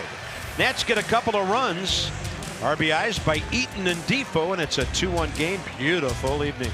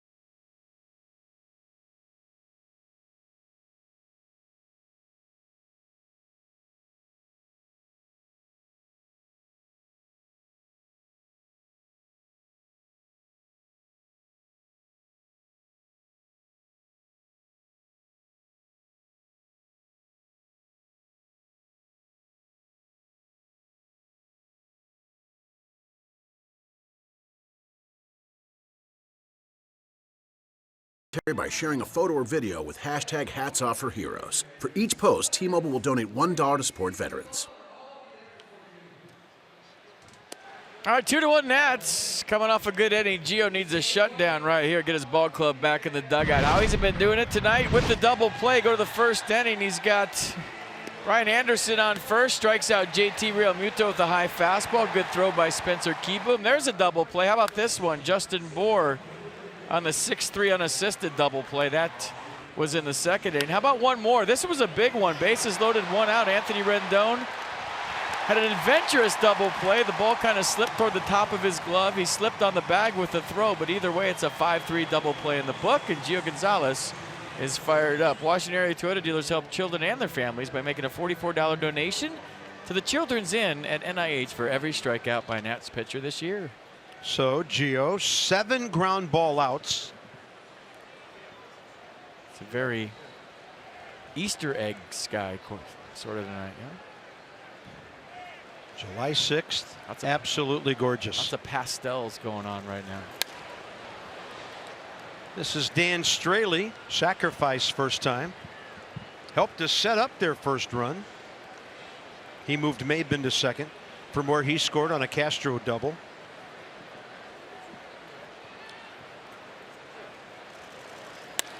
And he's going to rip one out to left center. Dan Straley's 3rd hit of the year in 18 official at bats. All right, the Nationals and James Madison University have teamed up for JMU Day at the ballpark. That's Saturday, July 21st. With the purchase of a special ticket, you get that co-branded JMU Nationals New Era cap, and the Braves are in town, so you can watch that game. Visit nationals.com for details. What's JMU, the Bulldogs? Everybody else is around here. No? The Dukes? This is an Instagram picture right here, the sunset. Castro, RBI double last time. I'm taking one.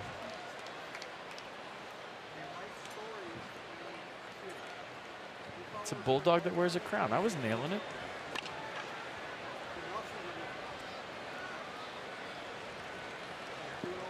Look at the sunset, Carp. Come on. I don't know. Jack Buck told me, kid, don't take your eyes off the field. 1-1. Well, can't really argue with him.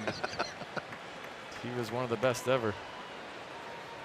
The game's down there. The cranes are kind of ruining it, though. Nothing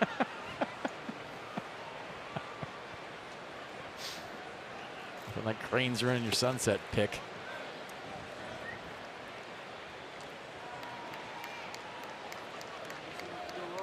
Well, third time through. Time to bear down and get that shutdown inning.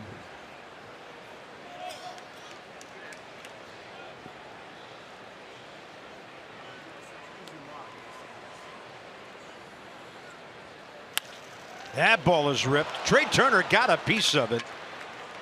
Fantastic dive to his right. And Starlin Castro is up to his old tricks. 2 for 3 tonight. He's now 23 for his last 45. And the Marlins trying to answer here in the 5th. Well, you get a couple of runs, you're battling for runs, you need to get right back in the dugout. I thought one of the sneaky keys to last night's game was Sean Kelly. You know, the Nats had the momentum. It was 9-5. Juan Soto just hit the ball off the wall. All of a sudden, you're feeling it. Sean Kelly came in, did a nice job of putting up a 0, and then the Nats went on to go ahead 10-9 in the next inning. Maybe the biggest shutdown inning of the year if you're thinking about it. 19 pitches, 12 strikes, couple of Ks with a hit. Here's Brian Anderson, fly ball to right last time with 1 out and a runner at second. Marlins have out hit the Nats 7-4.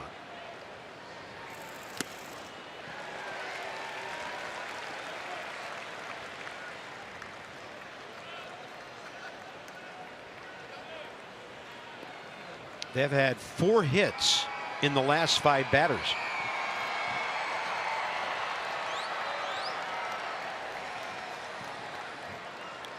Lights taking effect here at 8:42 local.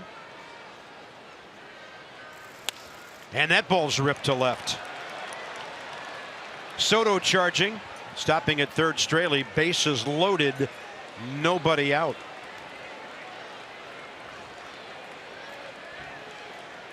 So it's Real Muto followed by Prado here, and Derek Lilliquist to the mound.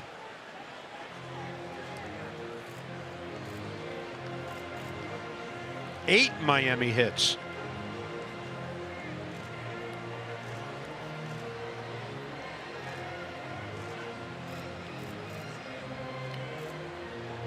So that's one end of the phone call to the bullpen. Henry Blanco at the other.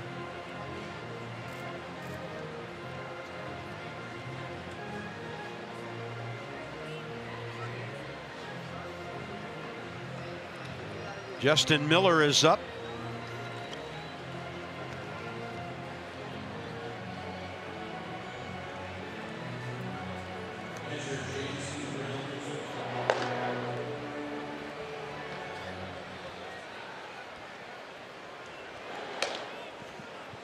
Gio has struck out JT Real Muto twice swinging. His only Ks of the night.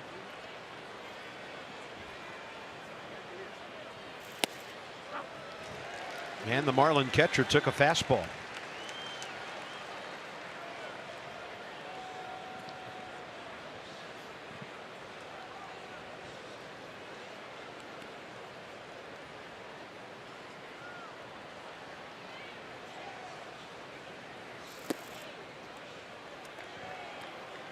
Well, bases loaded, nobody out. About damage control right here. I mean, if you can wiggle out of this one too. Remember last inning the bases were loaded. He got the 5-3 double plays. He'll take one right here.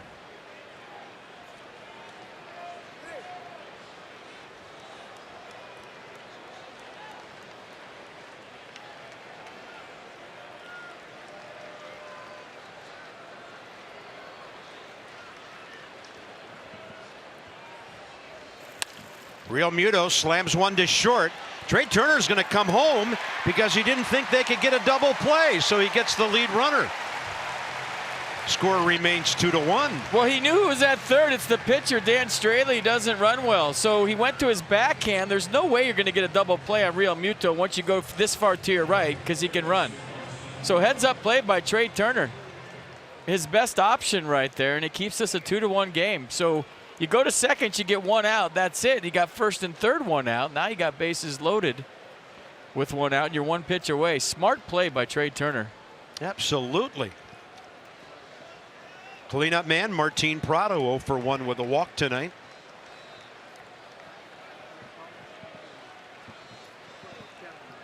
That's as long a throw on a ground ball as you'll ever see from a shortstop to a catcher. He's used to throwing guys out from center field. That was nothing. Smart play, though. That's pre-pitch preparation. Know your runners, know the situation. You got a guy on third that's slow. He's a pitcher. And now you're one pitch away. Yeah, now it's Castro, Anderson, Real Muto.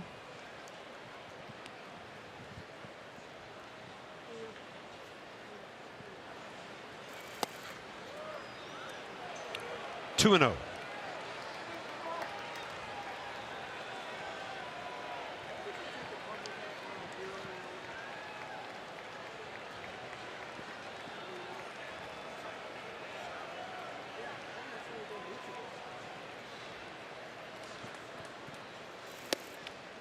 Strike call. Mercedes-Benz, where was it? Like a cut changeup. Almost like a mini slider with 84 on the velocity.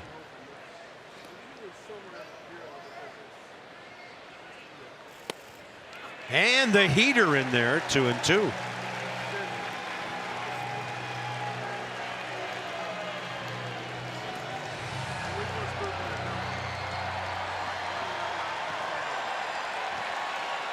So 1 out, 5th inning, 100 pitches for Gio.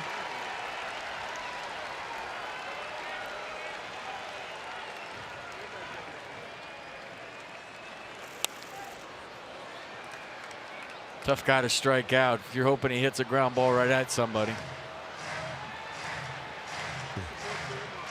Prado, and we mentioned he just came off the DL. This is his 100th at bat of the year if it's an official AB, and he's only struck out 16 times.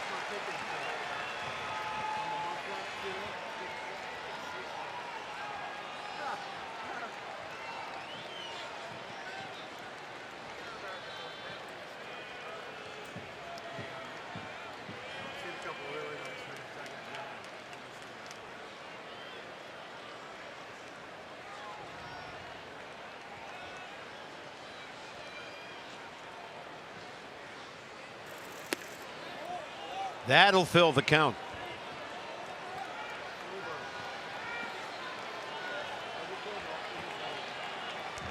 Huge pitch coming. Crowd into it. First 4 batters went full tonight. Now Gio's gone full on 7.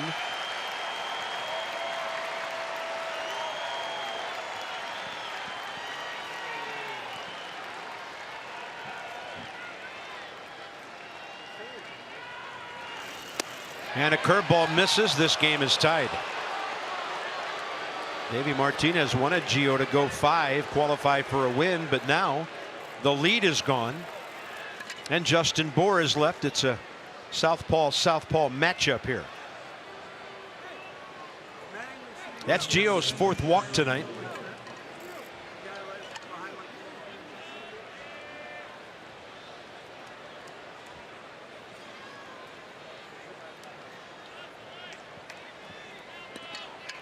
Bohr 0 for 1 with a walk. Career, he's 1 for 9 against Gio Gonzalez. Going to do a double play in the second. Ground ball to Trey Turner. Just showed it to you in the highlight package. Take another one of those right here if you're Gio.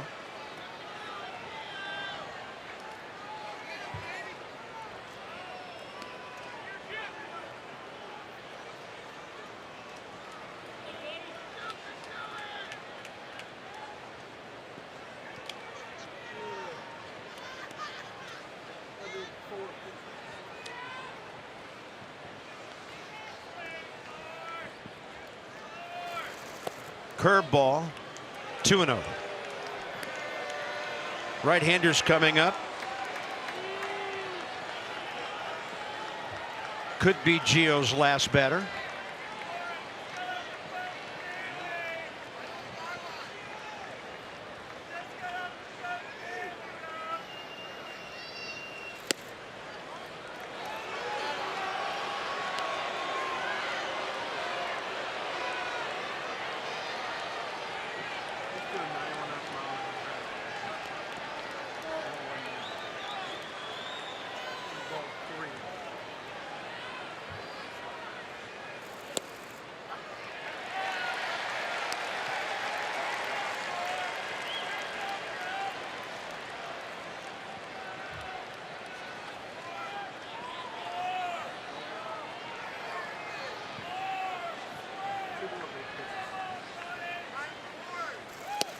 Strike 2.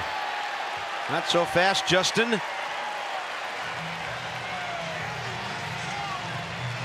Mercedes-Benz on strike 2 here. This is paint right here, 3-1.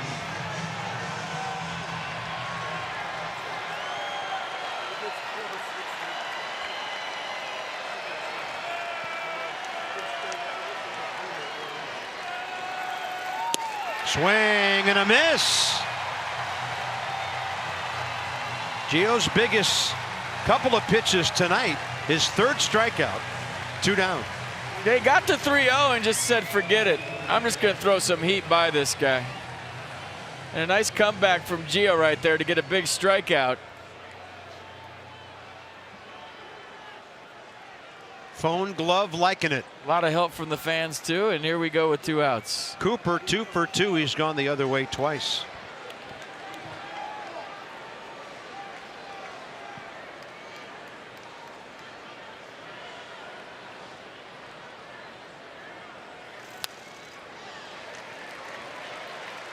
A 2 for 2 to right, I believe. Last one was a line drive to right. So Gio's been working him away with that sinker.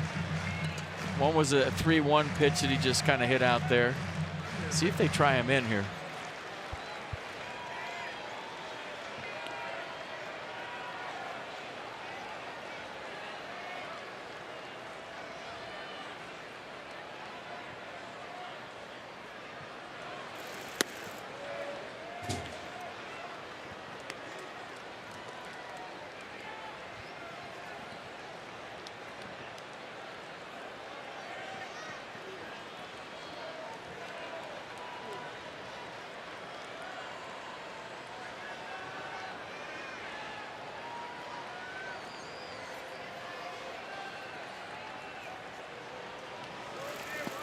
And the curveball smothered by Keyboom.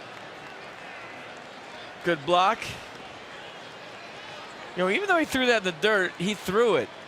You know, a lot of times this year he's kind of trying to guide the curveball in there. He threw that one.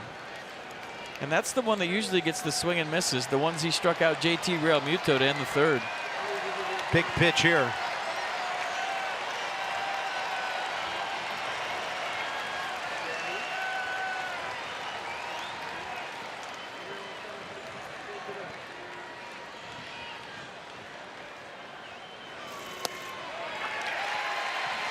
And he makes it a big pitch, 88 for a strike. Kind of a BP fastball right here. In between changeup, in between heater, but he put it right where he wanted to. And everybody on their feet now in Nats Park trying to help Gio Gonzalez through the 5th. Look at this crowd. This is amazing.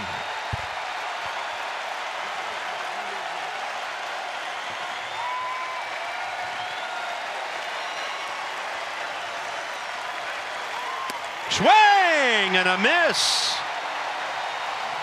Gio digs down deep and pulls something out from within to strike out Bohr and Cooper. Tie game.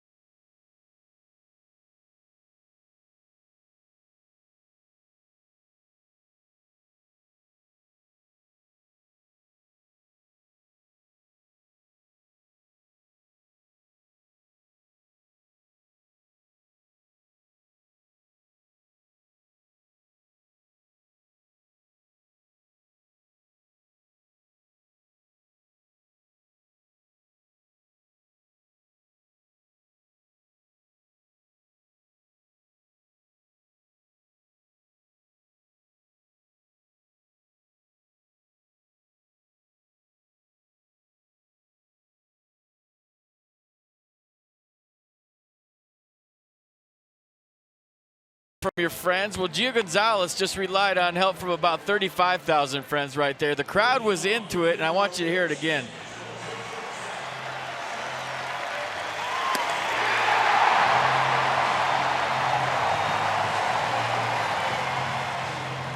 I mean, the boys showed some fight last night. The crowd showed some fight tonight. It got loud when Justin Bohr was up there with 2 strikes. It got even louder in the 3-2 count. When Gio struck out Garrett Cooper, this place went nuts. So give yourself a standing ovation, fans. That was awesome. Well done. And the Nats could still make Gio a winner. Top of the order here in the 6th. Pardon me, bottom of the 5th. Turner, Soto, Rendon. And a big hook by Dan Straley.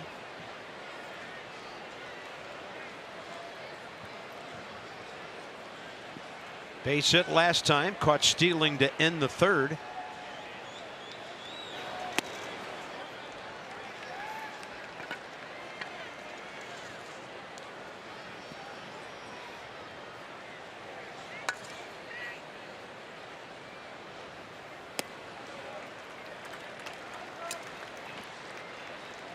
Marlins have stranded 7 base runners. They've had 4 walks and 8 hits, and Gio kept them from going ahead. Ball 3. Good take.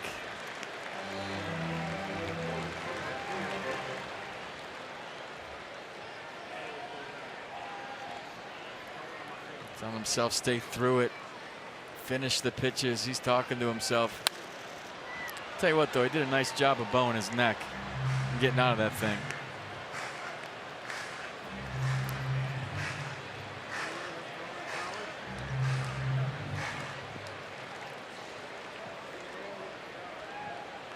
$114 pitches.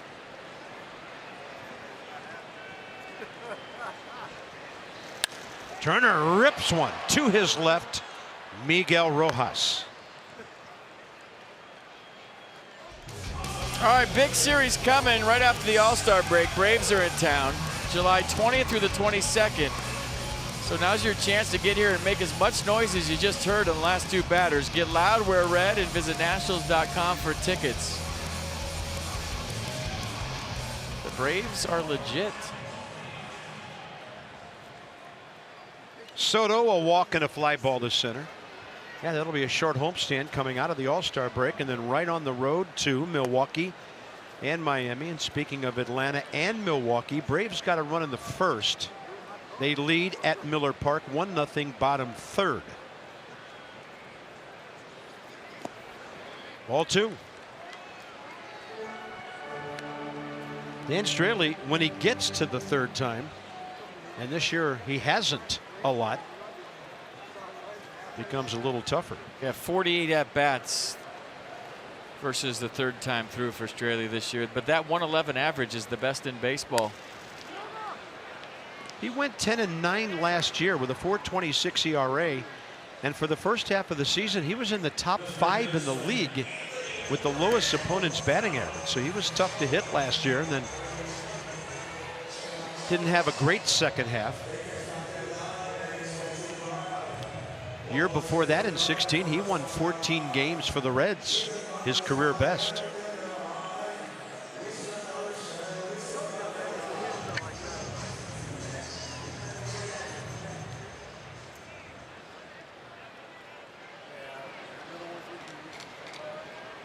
Rendon walked to lead off last inning. Harper did the same, and they both scored on the hits by Eaton and Defoe.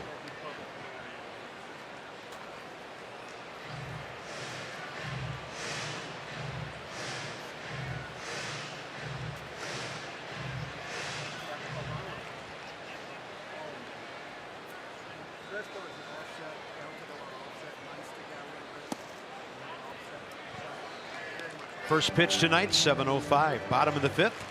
9 o'clock hour arrives. BC FPDK, second of 4 against the Marlins. Max Scherzer on the Fox game tomorrow night.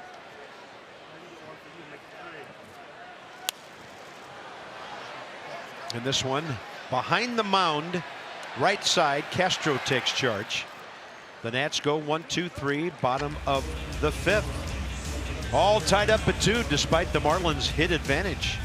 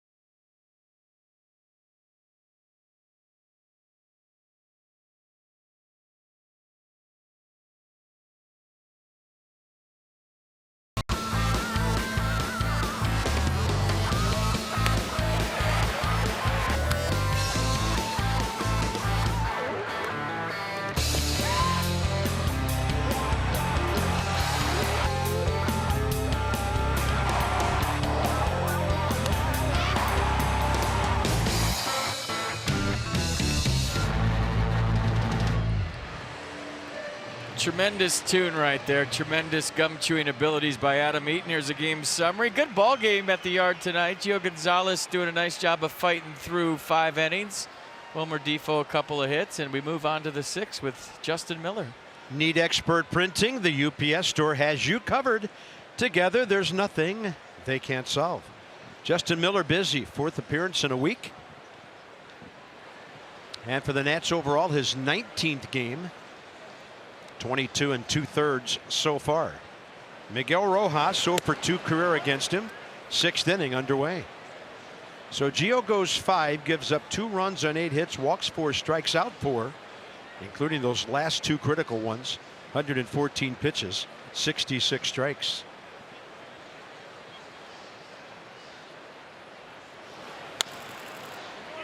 Rojas late for the heater.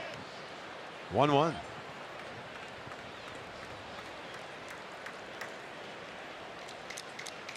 Last 5 games, bullpen averaging 5 innings a game. Look at the number of pitches. Guys are digging deep, striking out most of the batters. A whole lot more than they're giving free passes to, and that one's off to the right side.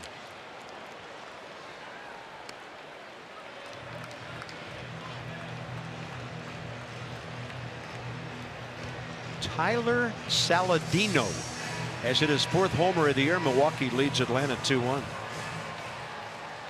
It's Italian for little salad.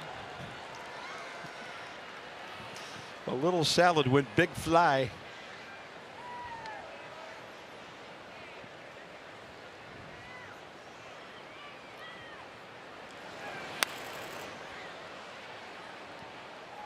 Marlins box.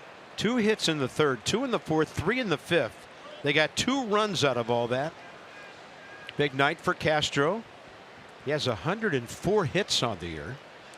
And Garrett Cooper 2 for 3, but Gio struck him out to end the 5th. Marlins are 10th in batting average in the league, bottom 3 in runs, and they've hit the fewest home runs in the National League. Miller misses up 2-2.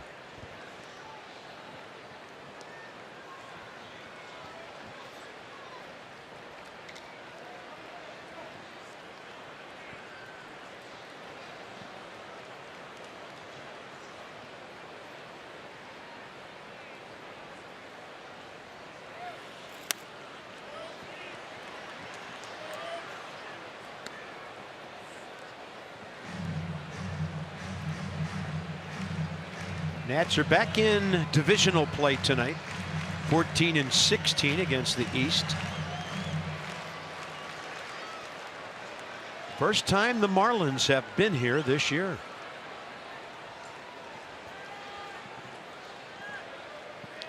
And they were the first team here last year.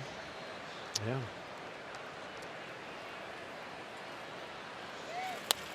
Reaching out, trying to drop one into right.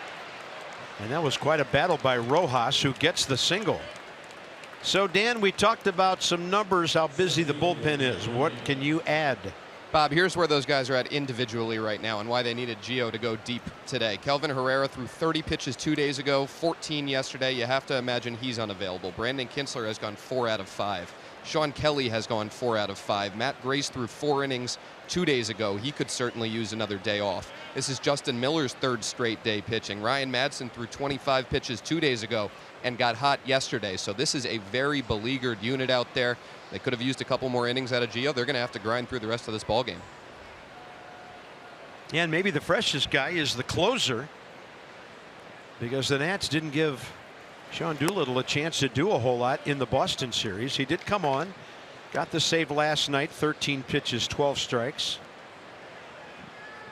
I just saw Jeffrey Rodriguez in that shot. Maybe he's available tonight out of the pen.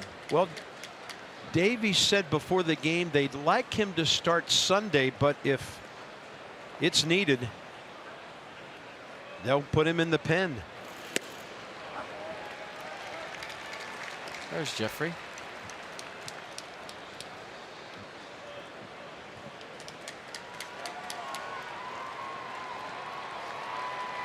The Nats in their game notes list Tanner Roark for Sunday.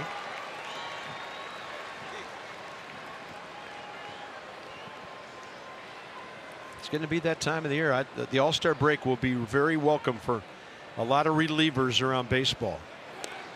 It's a trend in the game where teams are more reliant on their bullpens than ever before. And those guys are going to need a serious blow All-Star week. I've talked to some relievers, and they've suggested that every reliever should go on the 10-day DL once, just for rest. Yeah. Go throw 3 bullpen sides here and there, and we'll see you in a week and a half, or not throw at all, or very little. Or just shut it down.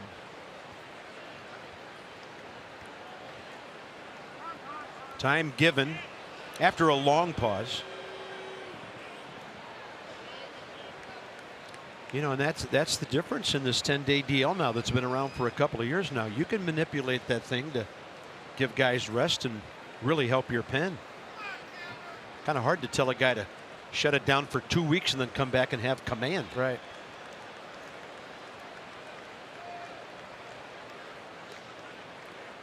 (5-1) Milwaukee now against Atlanta, and that one misses. 2-1.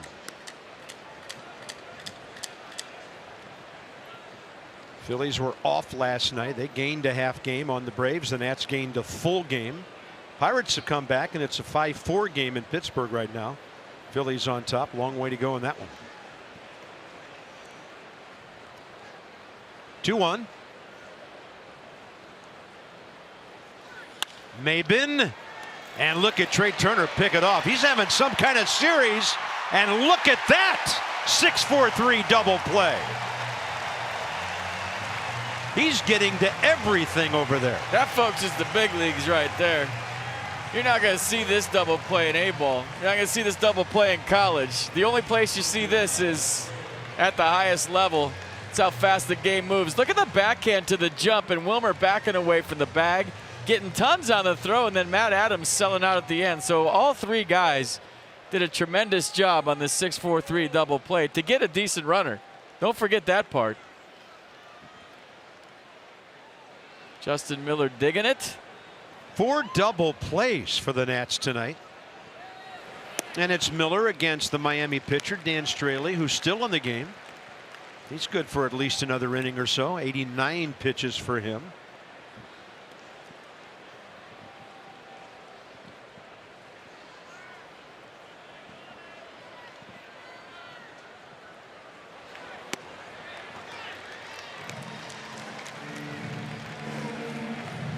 Trey made that look easy. My goodness. I mean, that ball was hit firm to the backhand. He fielded it, jumped, and threw all in one motion. A strike to Wilmer Defoe. I mean, who's better than Trey Turner at shortstop right now, all around? He's making great plays. He's getting on base. He's hitting homers. Watch this. Just right here is the double play is made. The exchange and the jump and getting rid of it quick with something on it. There, it's a double play right there. He made it by the play he made. Give Matt Adams credit too. But if he plants Carp, if he takes another step, right, if he doesn't get airborne and have that exchange in the air, that's not a double play. That was beautiful. That's high level stuff, folks. And he gave that ball to Wilmer Defoe right where you would if you were just throwing it underhand over to him.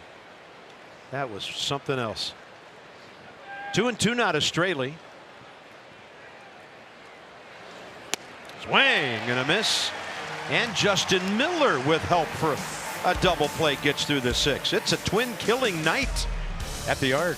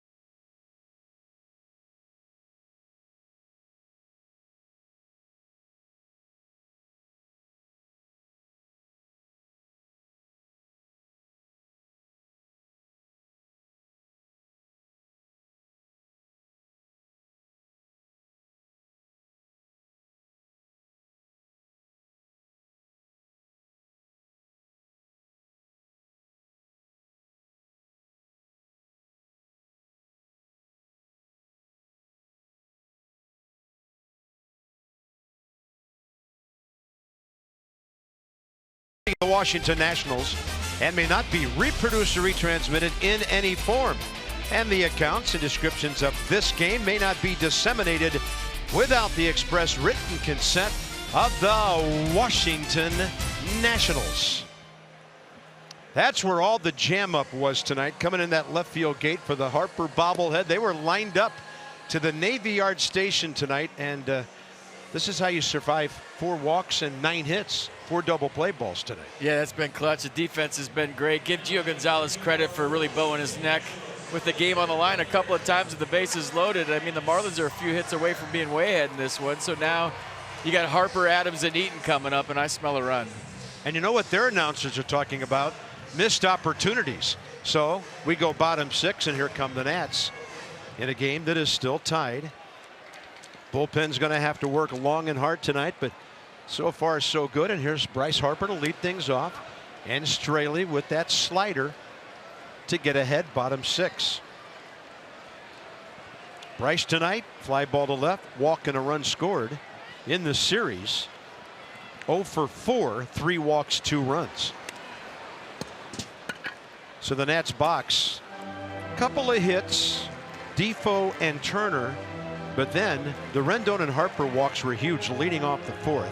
1 out later, Adam Eaton and Wilmer Defoe both pulling base hits to right field to give the Nats their 2 runs. Bryce Harper reaching around and rolling that one over to Justin Bour. Here comes Matt Adams, and Dan has more. Bob, Matt Adams 4 hits in his return to the Nationals lineup last night. Davey Martinez saying today it was big not having Adams for the last couple of weeks when he was on the DL. Big power bat in the lineup, hitting home runs, but more importantly, Davey says, just working good ABs and driving guys in. And beyond his on-field contributions, guys, it's clear how much guys take to Adams and value having him around in the clubhouse on the bench. Davey's saying he's a big presence, he's got tattoos, but he's a big cuddly guy that really inspires his teammates and gets along well with everyone. Cuddly, huh? All right. I say cuddly. Not that, well, you know. High fly ball, deep right field, off the bat of Adams. Fair or foul? It's going to be off the top of that wall, just to the right of the yellow line. Matt Adams, a close bid for his 14th home run. Well, if that would have went out, his nickname would have changed from Big City to Cuddly. And I thought this was one of those helium homers that was going to hit the pole from where we're sitting. Close. Look how high it is. It's not even in the camera shot yet. There it is.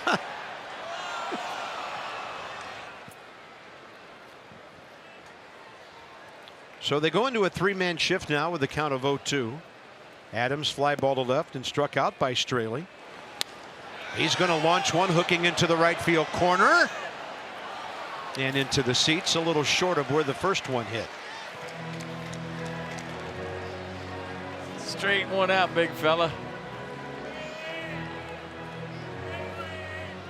Well, after watching this guy play for others, it's good to have him on our side.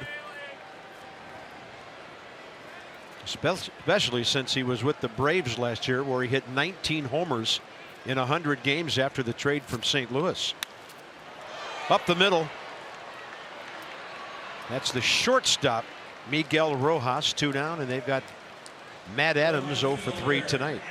Up the middle where there's 0 hits anymore with shifts. Want to join us for the 2019 season? Make your 2019 Nats Plus initial payment today. Receive exclusive Nats Plus membership benefits like access to 2018-2019 postseason games, and for a limited time get access to the All-Star game here this year as well. Visit nationals.com/2019.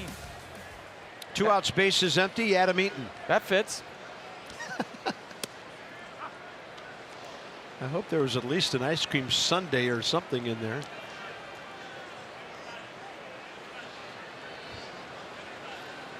That's Bruce Bochy wearing a normal helmet. 0-2.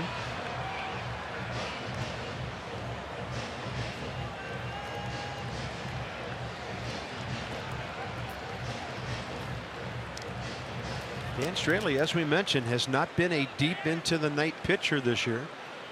He's trying to go at least 6 for the 5th time.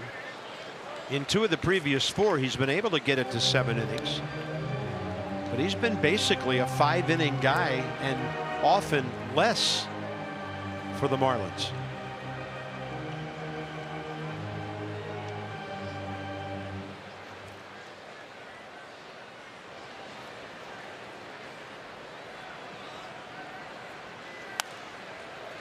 High riding heater. Adam couldn't get over the top of it.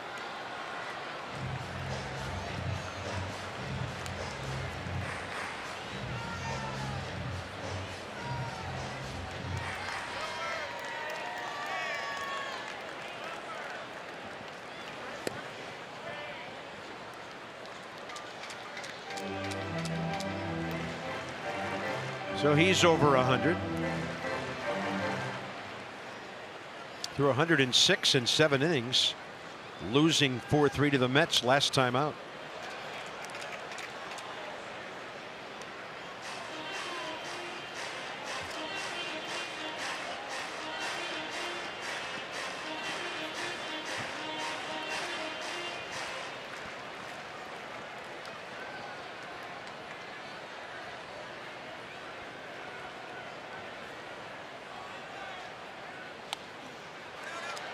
Fighting.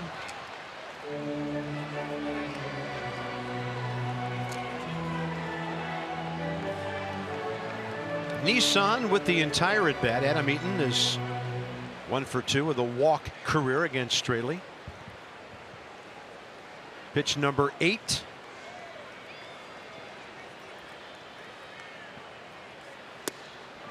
And the count's even 2-2. You see Adam Eaton in some timepiece movie where he's a bare knuckle fighter. He just looks like that guy. Getting in the ring with no gloves on, bare knuckle fighting. Chewing that gum, looking menacing.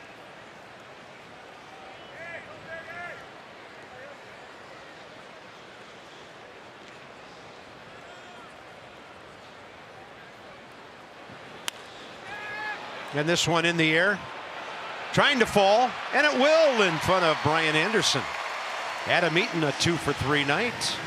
So his next 100 at-bats off to a good start. Might have heard me earlier, he had 30 hits his first 100 official ABs with his 4th inning single. Well, you remember he hit that first one real hard, so they say they all equal out. Bullet that Justin Bohr gobbled up. And this one falls, so go ahead and run a board with 2 outs to see if Wilmer Defoe can find a gap. So Brad Ziegler and Kyle Barraclaw have shared the closing duties. It's their pitching coach, Juan Nieves. Let's talk about the Nats and the Fish. I saw a really clever graphic on our pregame show that said fish fry continues. The Nats have won 12 in a row, 53 more runs. A lot of extra base hits. Look at the runners with scoring position batting average. About a homer and a half per game, and the pitchers have done their job against his Miami ball club.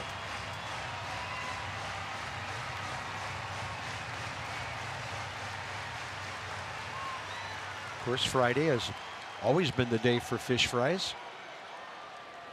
So Wilmer Defoe tries to keep this thing going, and the Nats try to retake the lead in the 6th. In fact, Eaton and Defoe have 4 of the 5 hits. You know, based on that turn around second last time for Adam Eaton, I don't think he's stealing here, but you never know. I think he's okay in a straight line.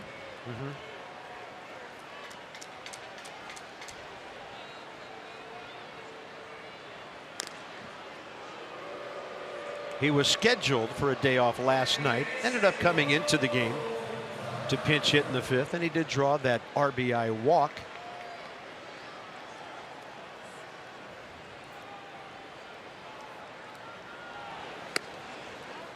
Wilmer not biting on the first pitch up. I'll tell you what Adam Eaton's looking for is a ball in the dirt if he's not stealing. He's hunting some off speed with a bounce. Pitch number 107 coming from Straley.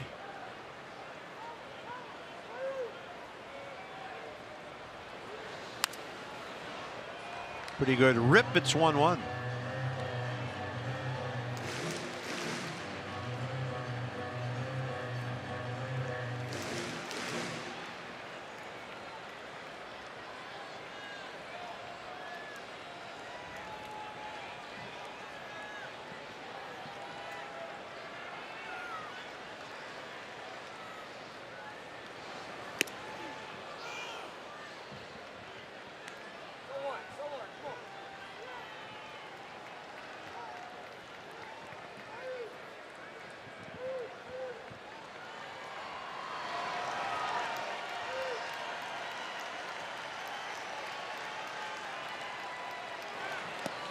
And with Eaton on the move, a double pump by JT Realmuto. And Adam Eaton has just swiped his first bag of the year. Boy, he picked a good pitch. He was peeking for signs in his lead. He saw JT Realmuto put down changeup and he took off. Look at the jump. Looks back, ball in the dirt. Pretty athletic play by Realmuto on a ball in the dirt to make it this close. Watch him scoop it up and throw all in one motion, even though he double pumped. And if he didn't double pump, who knows? So now we got an injury? Yeah, something going on here. Crampage? I'm guessing crampage on a night like tonight, yeah. Looks like head trainer Dustin Lupker. Or the assistant. Yeah, it's Mike Kozak.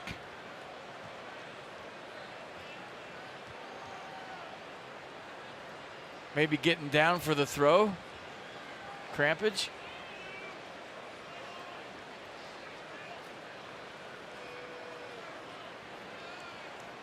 They've cleared the mound. They'll let him throw a couple here. Looks good. Here we go.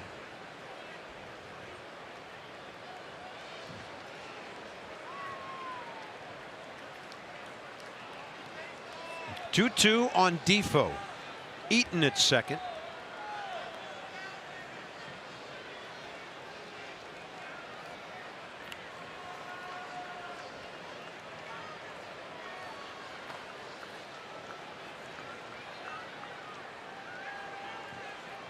Pretty good arm and right.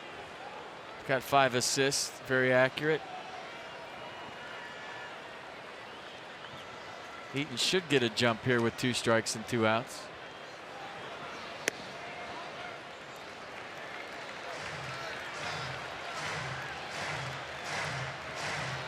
Who's going to be the hero today?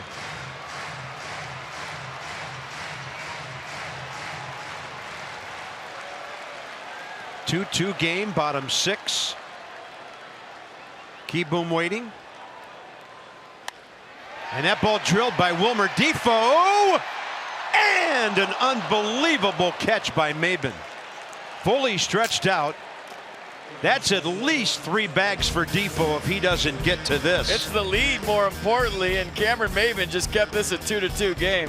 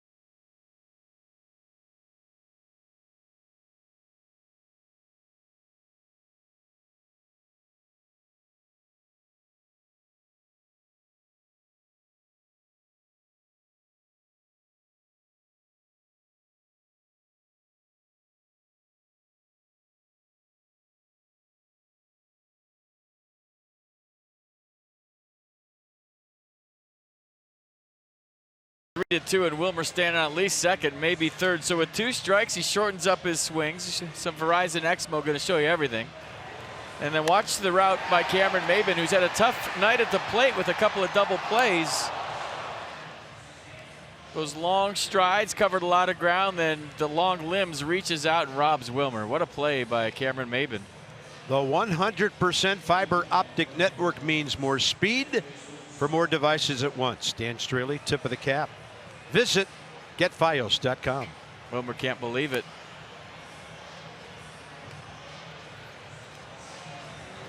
Top of the order for the Marlins. Brandon Kintzler is the Nats' third pitcher. 33-year-old, making his 37th appearance. Fastball slider change. Fastball right around 90% of the time. Low 90s. Lots of sink to it. You know the drill.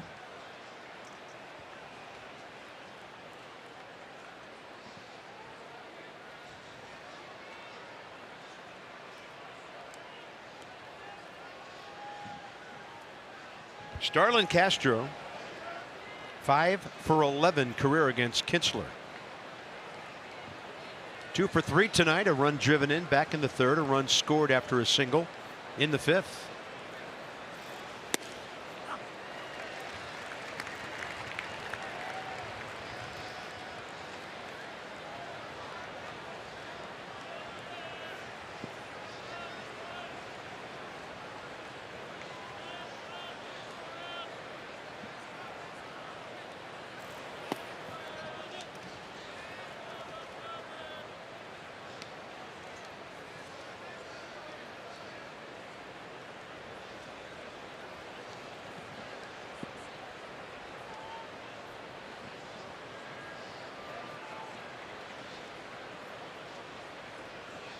Bryce Harper over toward the right center gap.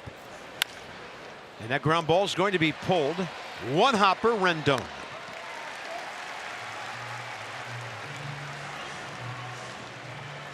Saturday, tomorrow, Art in the Park night for the Potomac Nationals. First 1,250 fans receive the Uncle Slam Paint Your Own Bobblehead presented by Northwest Federal Credit Union. There will be some custom Art in the Park theme jerseys worn by your High A Potomac Nationals. First 1,250 fans named Art get in free. How many Arts do we have around anymore? Show your ID though.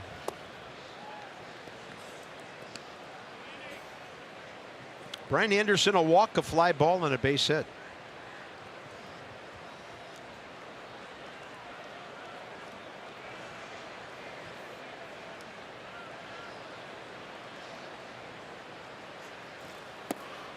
Two and 0.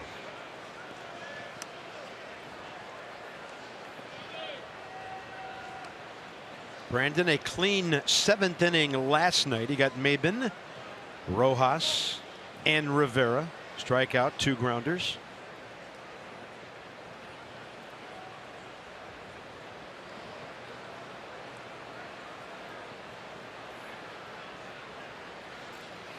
And that's up and in, ball 3.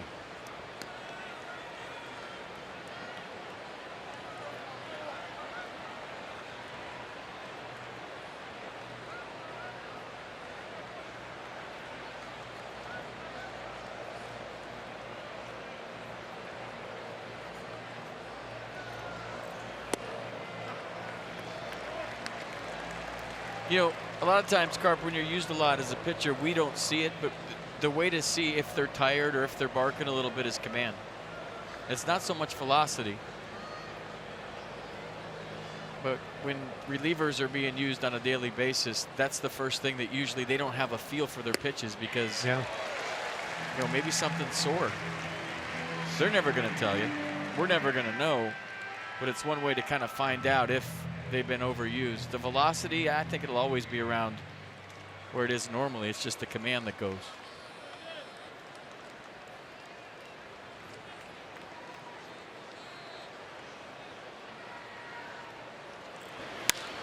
And a ball hit hard to right. Adam Eaton going back.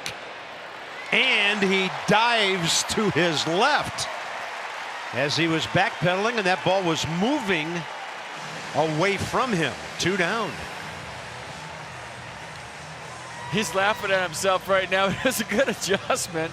It just had some fade to it, right? Little inside out swing. Look at it kind of fading back over the other shoulder. And then right here it gets a little weird. Nice play by Eaton. Nice adjustment at the end.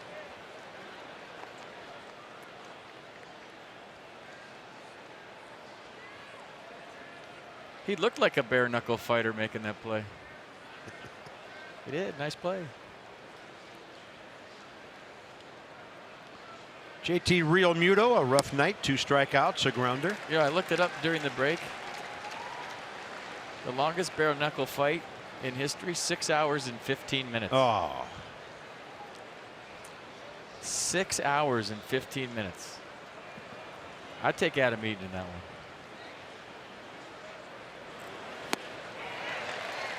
That sounds like 60-day DL for 2 guys to me.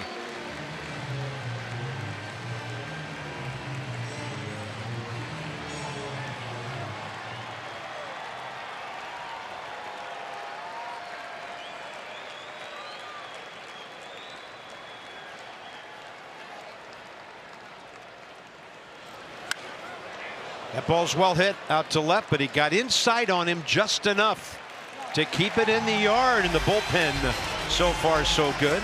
As bare knuckle fighting, 6 hours makes air a massive first time.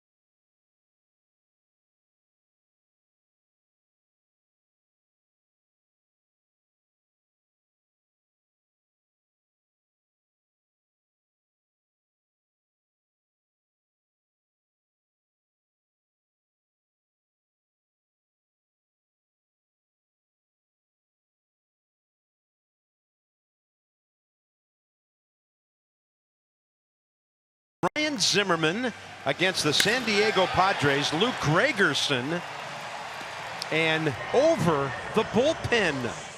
Ryan Zimmerman walks off San Diego 6-5, and in his career 14 walk-off hits, 10 walk-off home runs, and the home runs in the National League trail only Stan Musial's 12 and Tony Perez 11. It's a University of Maryland, University College Nationals moment in history.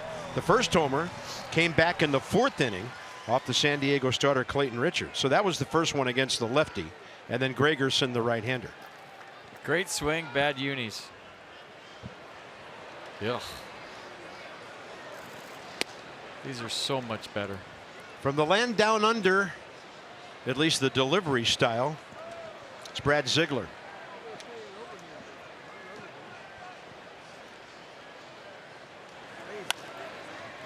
Key boom, a bouncer to the left side, cut off by Martin Prado.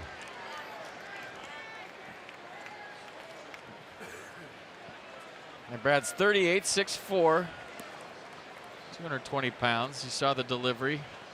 Basically an underhand delivery if you really want to slow it down. Fastball averaging 84 miles an hour, and your job as a hitter is try to zone him up. Anything around the belt or up, you're firing off a swing. 71% ground ball rate, and 71% of his outs are on the ground. Daniel Murphy was on deck, so evidently he would have hit had a man been on base. He was called back, and Brian Goodwin called upon.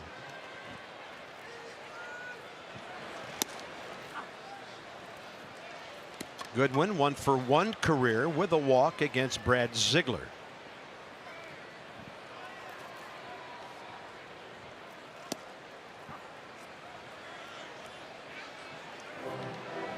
Ryan Madsen, the Nats' 8th inning man tonight. So far so good for Miller and Kinsler, getting it to the 8th.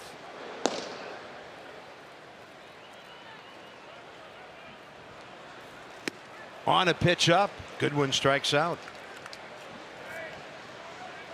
All right, DC Lexus dealers donate $250 to the Children's National Health System for the first 200 homers hit by the Nats this year. Lexus experience, amazing. I've mentioned this before. I do a lot of work with Lexus, and we collaborate on a number of customer appreciation initiatives, charitable efforts. And the work they do for the National Children's Hospital is just one example of all that stuff. Honored to be with those guys.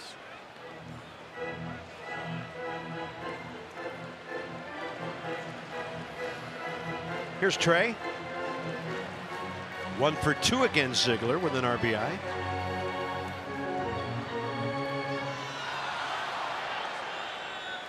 Nats would love to see him aboard with 2 outs and get something moving. Corner infielders shallow. And he's aboard. Trey Turner, 2-for-4 night. And over the last 4 games, he's 9-for-18. Oh, you'd think this is Turner versus JT Realmuto Part 2. Realmuto got the best of him in the 3rd inning on the caught stealing, his 5th of the year. We'll see if Ziegler's slow enough to give Trey a chance to steal here. You'd think at a tie ball game, bottom of the 7th, 2 outs, he's going here early and giving Juan Soto or Anthony Rendon, depending on who they want, a chance to drive him in. These are when you get paid for the stolen bases, when everybody knows you're going and you still make it.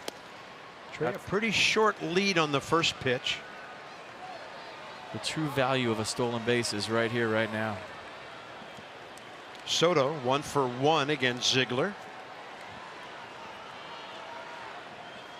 And the Nats rookie 0-for-2 with a walk tonight.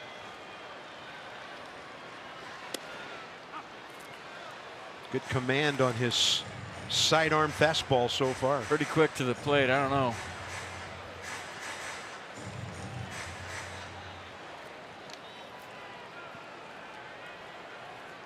Back.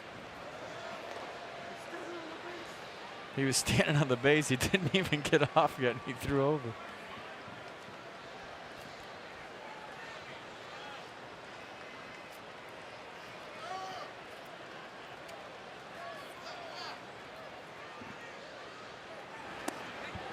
He's getting a rhythm with Ziegler. He tried to go right there.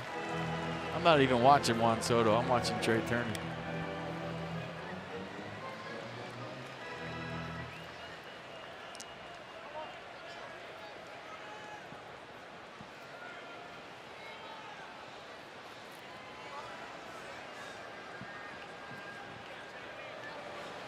Juan Soto is half Brad Ziegler's age as they face each other.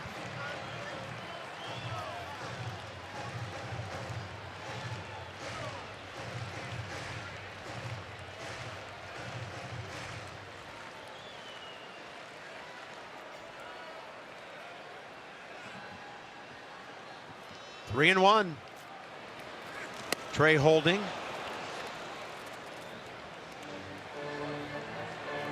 I was going here. I don't think Ziegler was slow enough for Trey to go.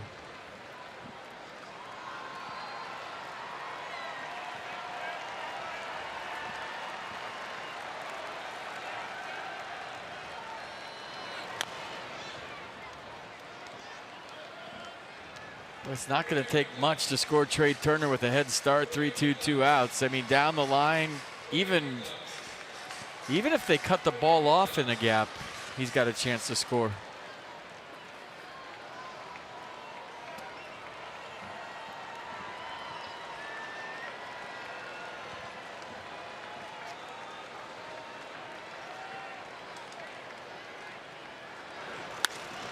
That ball's well hit to left. It's got some distance, and it's run down by Garrett Cooper. Backhand over the shoulder on the track. And the Nats will strand their 6th runner of the night in a 2-2 game headed to the 8th.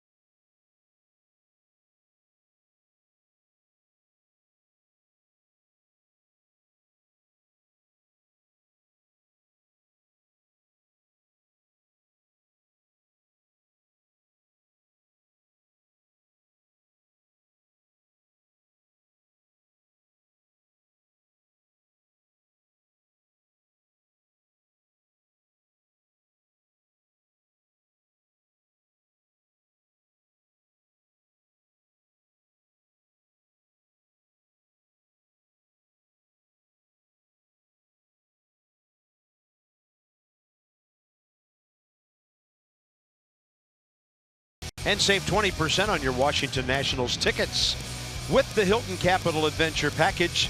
Visit travel.hilton.com/DC. Straight north from Nationals Park up to our beautiful National Capital Dome. Fantastic Friday night here in early July, and Ryan Madson, the 8th inning assignment tonight following Gio, Miller, and Kinsler.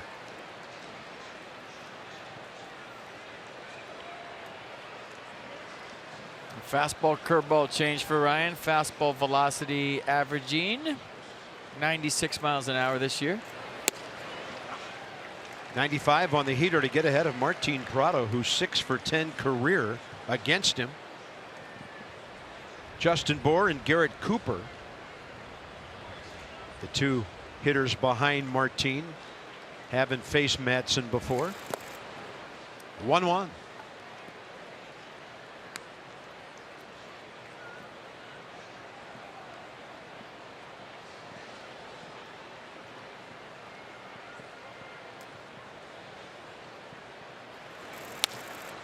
Left side, Anthony Rendon to his left.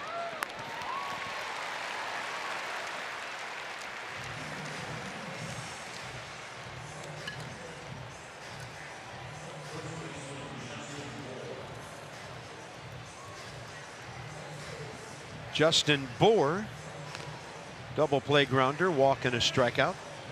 You know, when a ball hits on the dirt in front of home plate on a ground ball and it's an out, it stays in the game. I know. And you throw over to first on a pickoff and the first baseman short hops it, that ball's out of the game. Any pitch that hits the dirt's out of the game. If you throw to second between innings, the throw down hits the dirt, it's out of the game. But nobody ever throws a ball out that hits right in front of home plate on the dirt. That's why I saw Ryan Madson looking at it like, is there a scuff on there? Can I use this? No, that ball's gone. Ball died a foul ball. Well, I remember you saying several years ago when you were the leadoff hitter in an inning and you saw the last warm-up toss skip into the glove of a shortstop or second baseman, you told the umpire, I don't want that ball in the game. Well, that's commonplace now.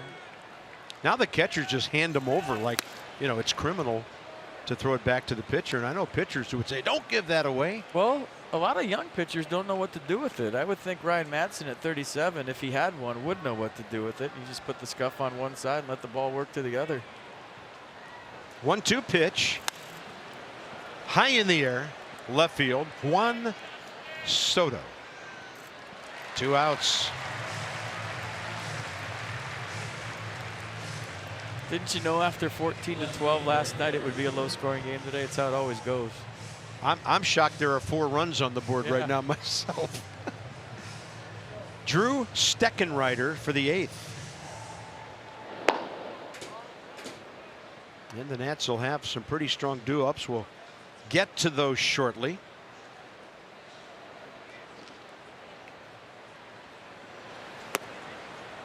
Is Madsen the artist on the cleats? I have information that says yes. Those look like they've been Sharpied a little bit.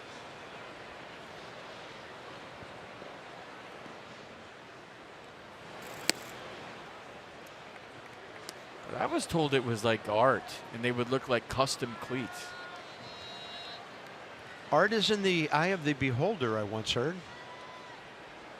I mean, I could take a black Sharpie to my tennis shoes right now and make them dark. That doesn't make me an artist.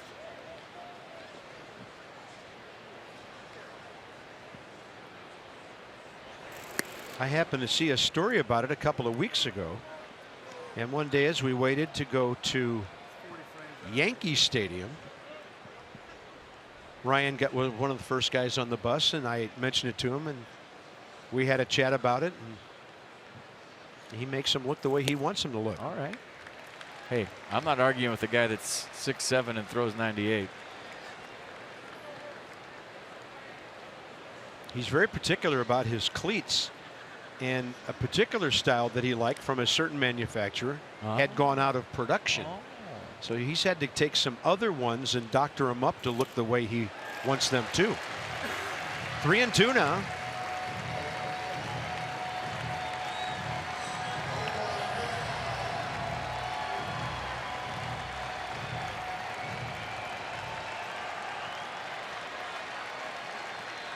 Base is empty, 2 outs in the 8th. And he walks Garrett Cooper. In his return from the 60-day DL, Cooper is on for the 3rd time tonight. And it's been a good couple of nights for guys coming off the DL. Matt Adams last night. Here's Miguel Rojas. Dropped one into right field last time up. And he faces Madsen for the first time.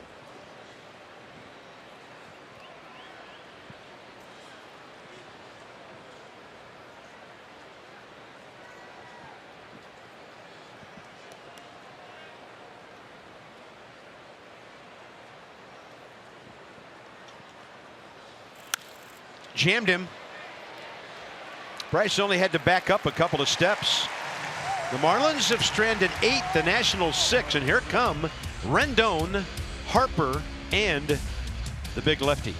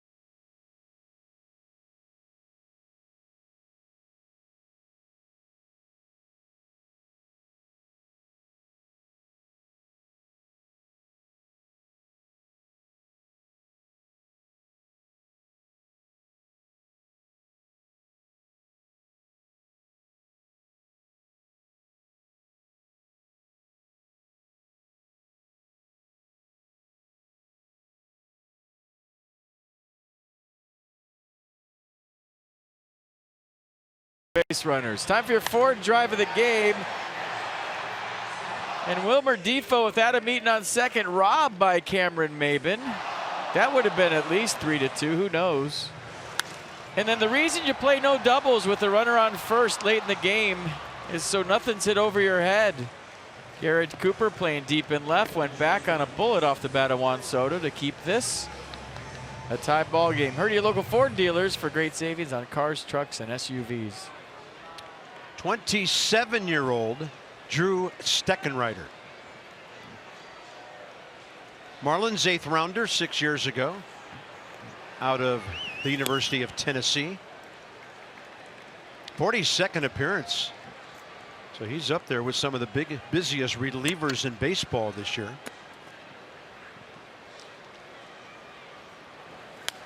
Anthony Rendon ripping. It's 1-1. Rendon against Steckenrider, career 1 for 3 with a double and an RBI. The doctor for the 9th.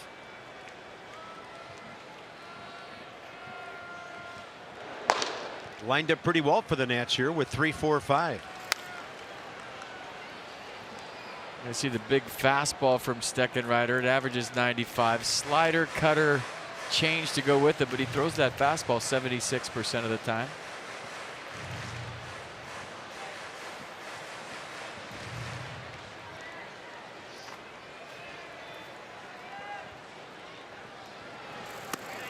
Oh, 2-2.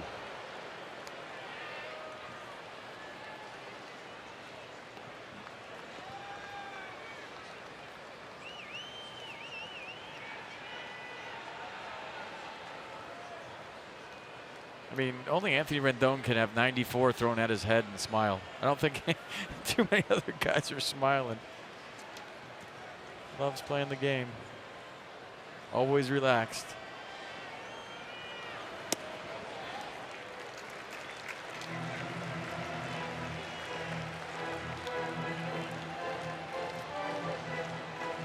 Always intense on deck. 3-2 here. Rendon got a strike and he was out ahead of it. Yeah, Anthony Rendon may have one of the most perfect baseball demeanors I've ever seen. Probably couldn't tell you what happened last night. Probably doesn't have any idea what his batting average is. Trying to get aboard, get his team a win, then go do the same thing tomorrow. Fastball up and he's on. It's as good as a hit right now. He's on for the second time tonight via the walk. And Harper is next. Need base runners. Game on. Here comes Bryce. Bryce 0 for 3 career, 2 punch outs against this hard throwing righty. Such an unusual night last night. The Nats had 14 runs. And Rendon and Harper back to back in the lineup were hitless. Now they did draw a couple of walks. So maybe it's time for the cleanup guy to bust out and get the Nats in a position to win game 2. Fastball outside half. Steckenrider was similar stuff as Joe Kelly, and you remember what happened with Bryce and Joe Kelly the other night. Straight fastball, firm. But they're pitching him away, or they're going out there again. Doesn't mean it's going to be there, though. Yeah, and they don't shift as dramatically on Bryce as some other ball clubs do. Shortstop Rojas still left of the bag at second. Cameron Maybin's a rumor in left center. He's way out there.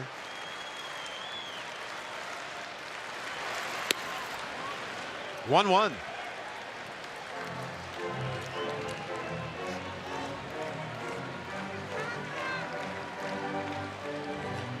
Well, the fact that the infield, or the outfield, excuse me, is back allows Anthony Rendon to go first and third almost anywhere. I would say maybe even left field, depending on the speed of the hit. Anything to right is first and third when you're playing no doubles. Look how deep Anderson is in right, and you just talked about Maybin in center, so a ground ball that gets through the middle or the right side is an easy first and third for Rendon. The danger, Carp, of playing no doubles this late. Yeah. 2-1.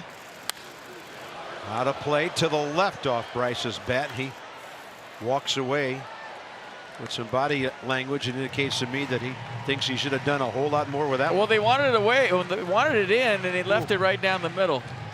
Center cut 2-1 fastball and just a hair late. And Martin Prado has just done something I've never seen. He's gone from third base to next to the first baseman in the shift. Prado went by Rojas and Castro, and that's the third baseman on the right side between Justin Bohr and Starlin Castro. Wow, look at those two locations.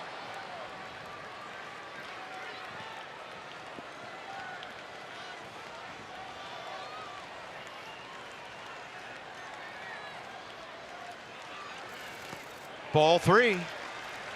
Do you start Rendon or if you're Davey Martinez? Great throwing catcher, tie ball game. Bryce Harper up. Do you play this straight or do you start the runner? We'll see.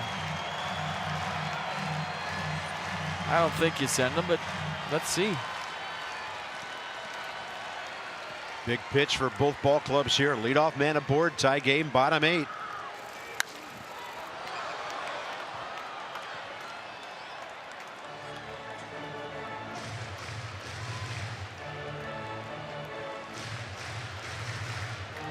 In the big city, big man on deck.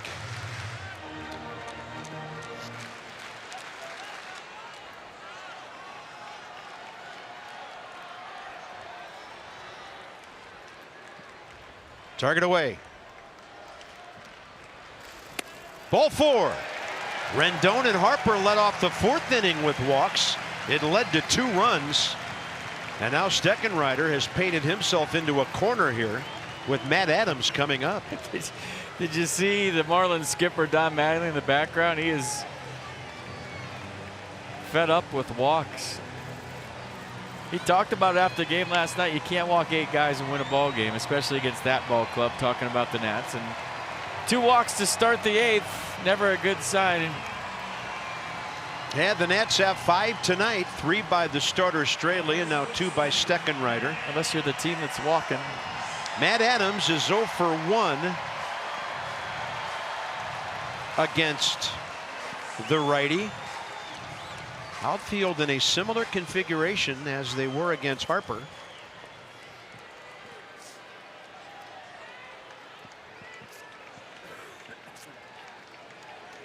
And the 2 runners force the infielders to stay at their traditional positions.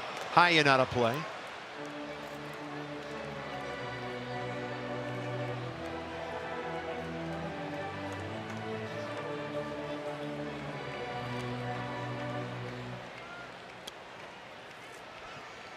Still an amazing number. The Nats are 15 over with this guy in the lineup. His injury coinciding with a rough patch lately offensively for the team. He's going to pull one right side. It's off the glove of Castro. And the bases are loaded with nobody out.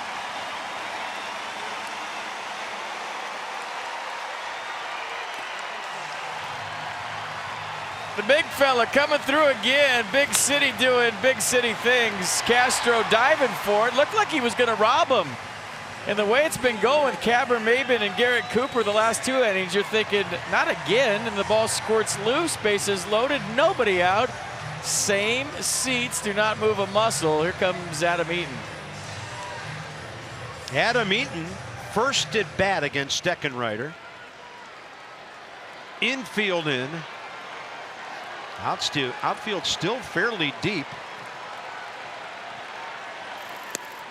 And that's a nasty strike to the inner half. I say this all the time, but bases loaded, nobody out. The first guy's got to do it. Because the second guy puts pressure on him and the third guy's trying real hard. So the no outs guy is the key to the whole thing.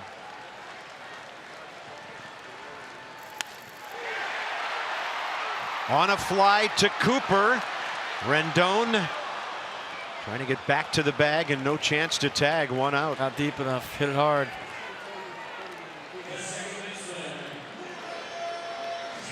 Wilmer Defoe, 2 hits and nearly 3 last time up on that great play by Maben.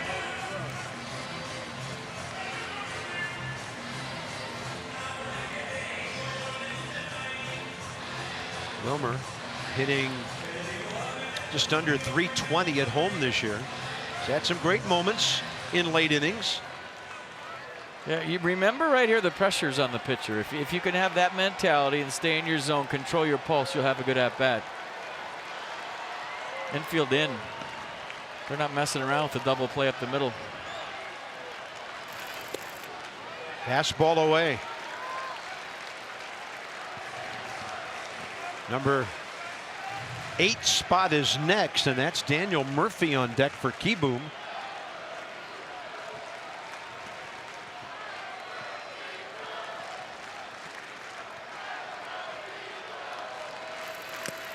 Swing and a foul.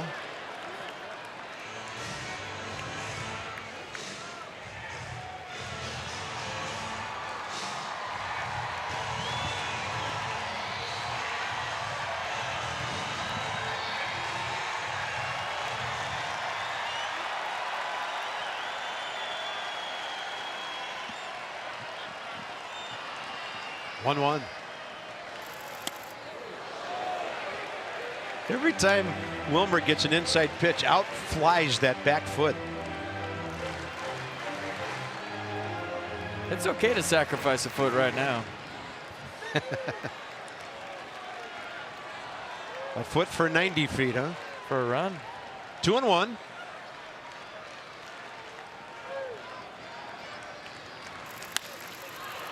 Defoe on the infield. It's up to Daniel Murphy.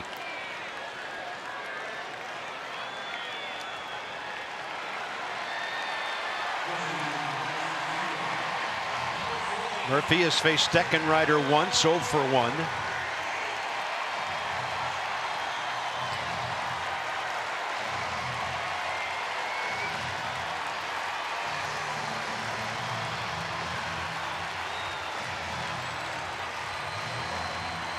Remember, he walked 2 guys in this inning to start it up, so you have to make them throw strikes. But when you're coming off the bench, Daniel Murphy's looking for a first pitch heater right here.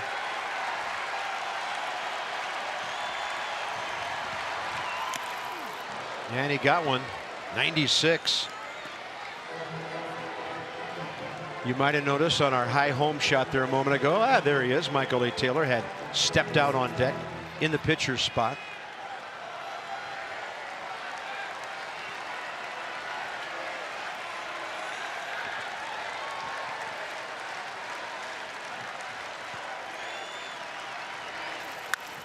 And Murphy pops it up. Bases loaded, nobody out. And the Nats fail to score. They've stranded 9 in this 2-2 game.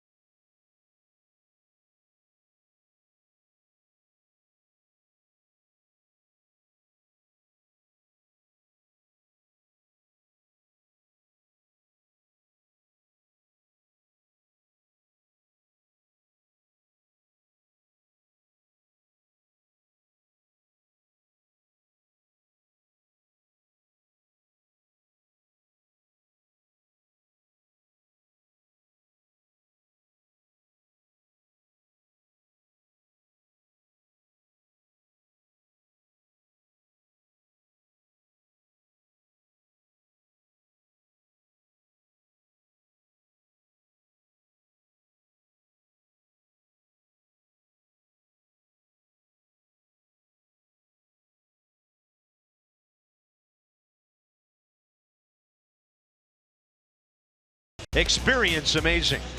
And buy Long Fence. Start living the difference. Visit longfence.com to schedule your free in-home estimate. Base of the monument. Beautiful night in D.C. Frustrating night In fact, you could say that for both ball clubs. 17 runners stranded as you peruse the game summary, with Trey Turner doing well. And the Nats are in this game because they gave up a lot of hits and a lot of walks, but 4 double play balls. The twin killing, the strike him out, throw him out variety in the first. That's the first double play. Then Justin Bohr, the 6-3 unassisted double play in the second. So that's number 2. This one with the bases loaded, 1 out. Gio fighting for his life, the 5-3 to end it. And then Justin Miller, the 6-4-3 in the 6th off the bat of Cameron Maben. So, and here we are, 2-2. The Dodgers in. Yeah, Sean Doolittle against Cameron Maben. Sean came on 9th inning last night and that wild one to get a save. Maben had an infield hit against him to start the 9th inning. He stranded 2, got the save, and he's got 22 in 23 chances.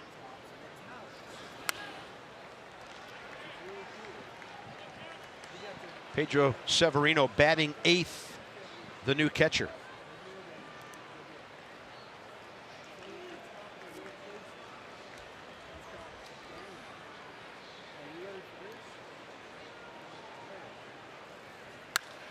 And Maben, this one high in the air, out to center.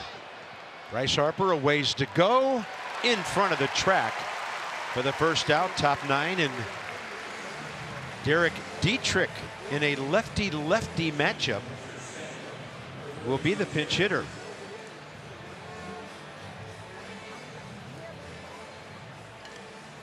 Didn't start because of the lefty tonight, but he'll face Doolittle here. 0 for 1 career against him.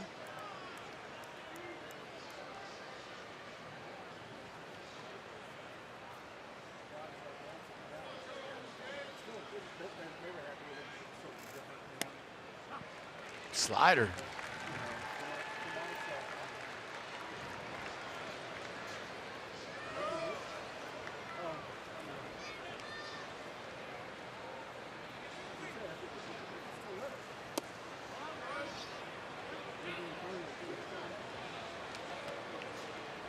That was John Tumpane, no on the swing.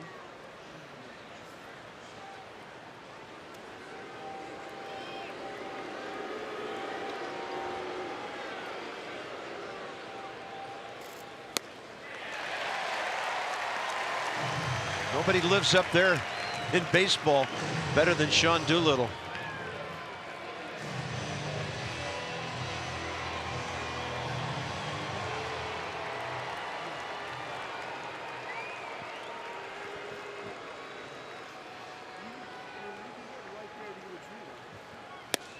Got him. 94 inside on the lefty. 2 down. Little fastball in, 94. You're thinking it's going to be up, and maybe Dietrich did too, but just too firm to get to at that location. 4-seamer, straight as a string.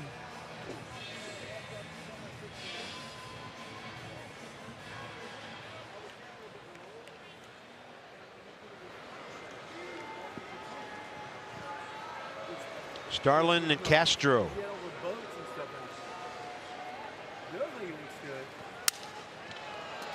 Sounded like he might have busted his bat. Defoe picks it off. And how quick was that top of the night for Sean Doolittle? 9-1-2 ahead.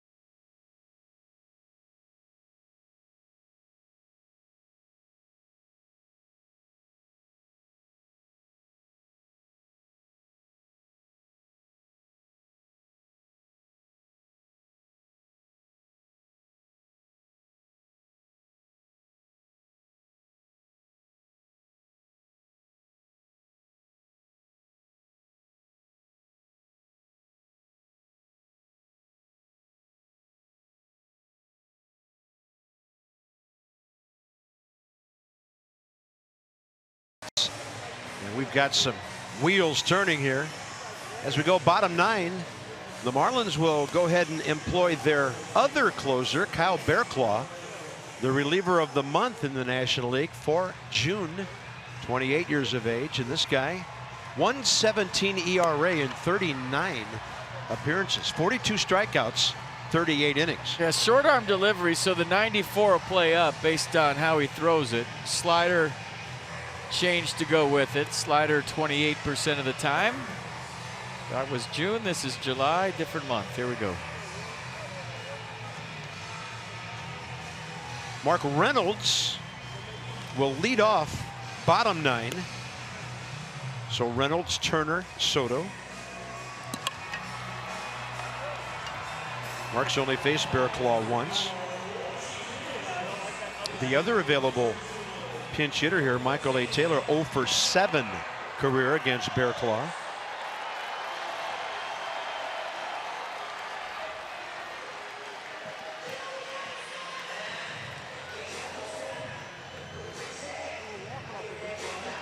Park's playing a lot bigger tonight than it did last night. You're going to have to touch one to get it out of here.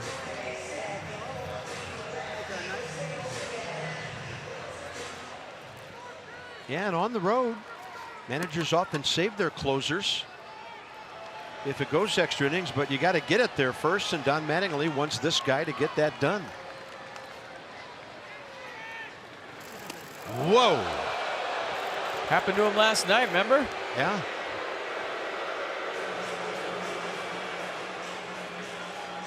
He just said the same thing as last night. You can read his lips. That'll wake you up if you're sitting around for 3 hours and you have to pinch hit. The Marlins hate Mark Reynolds. What did he ever do to them?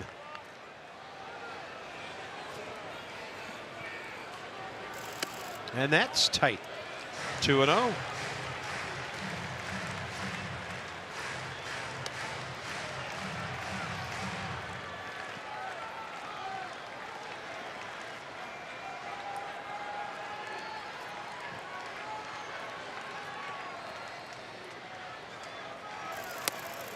Another one off the plate. Ball 3.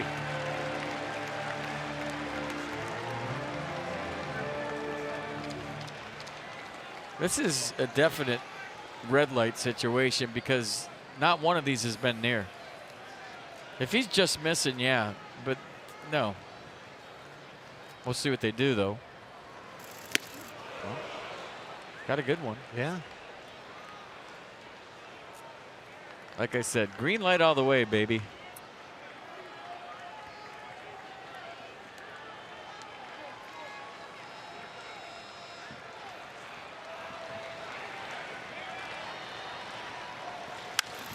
Mark Reynolds, deep to left. See you later. Game over. 3-2 Nats.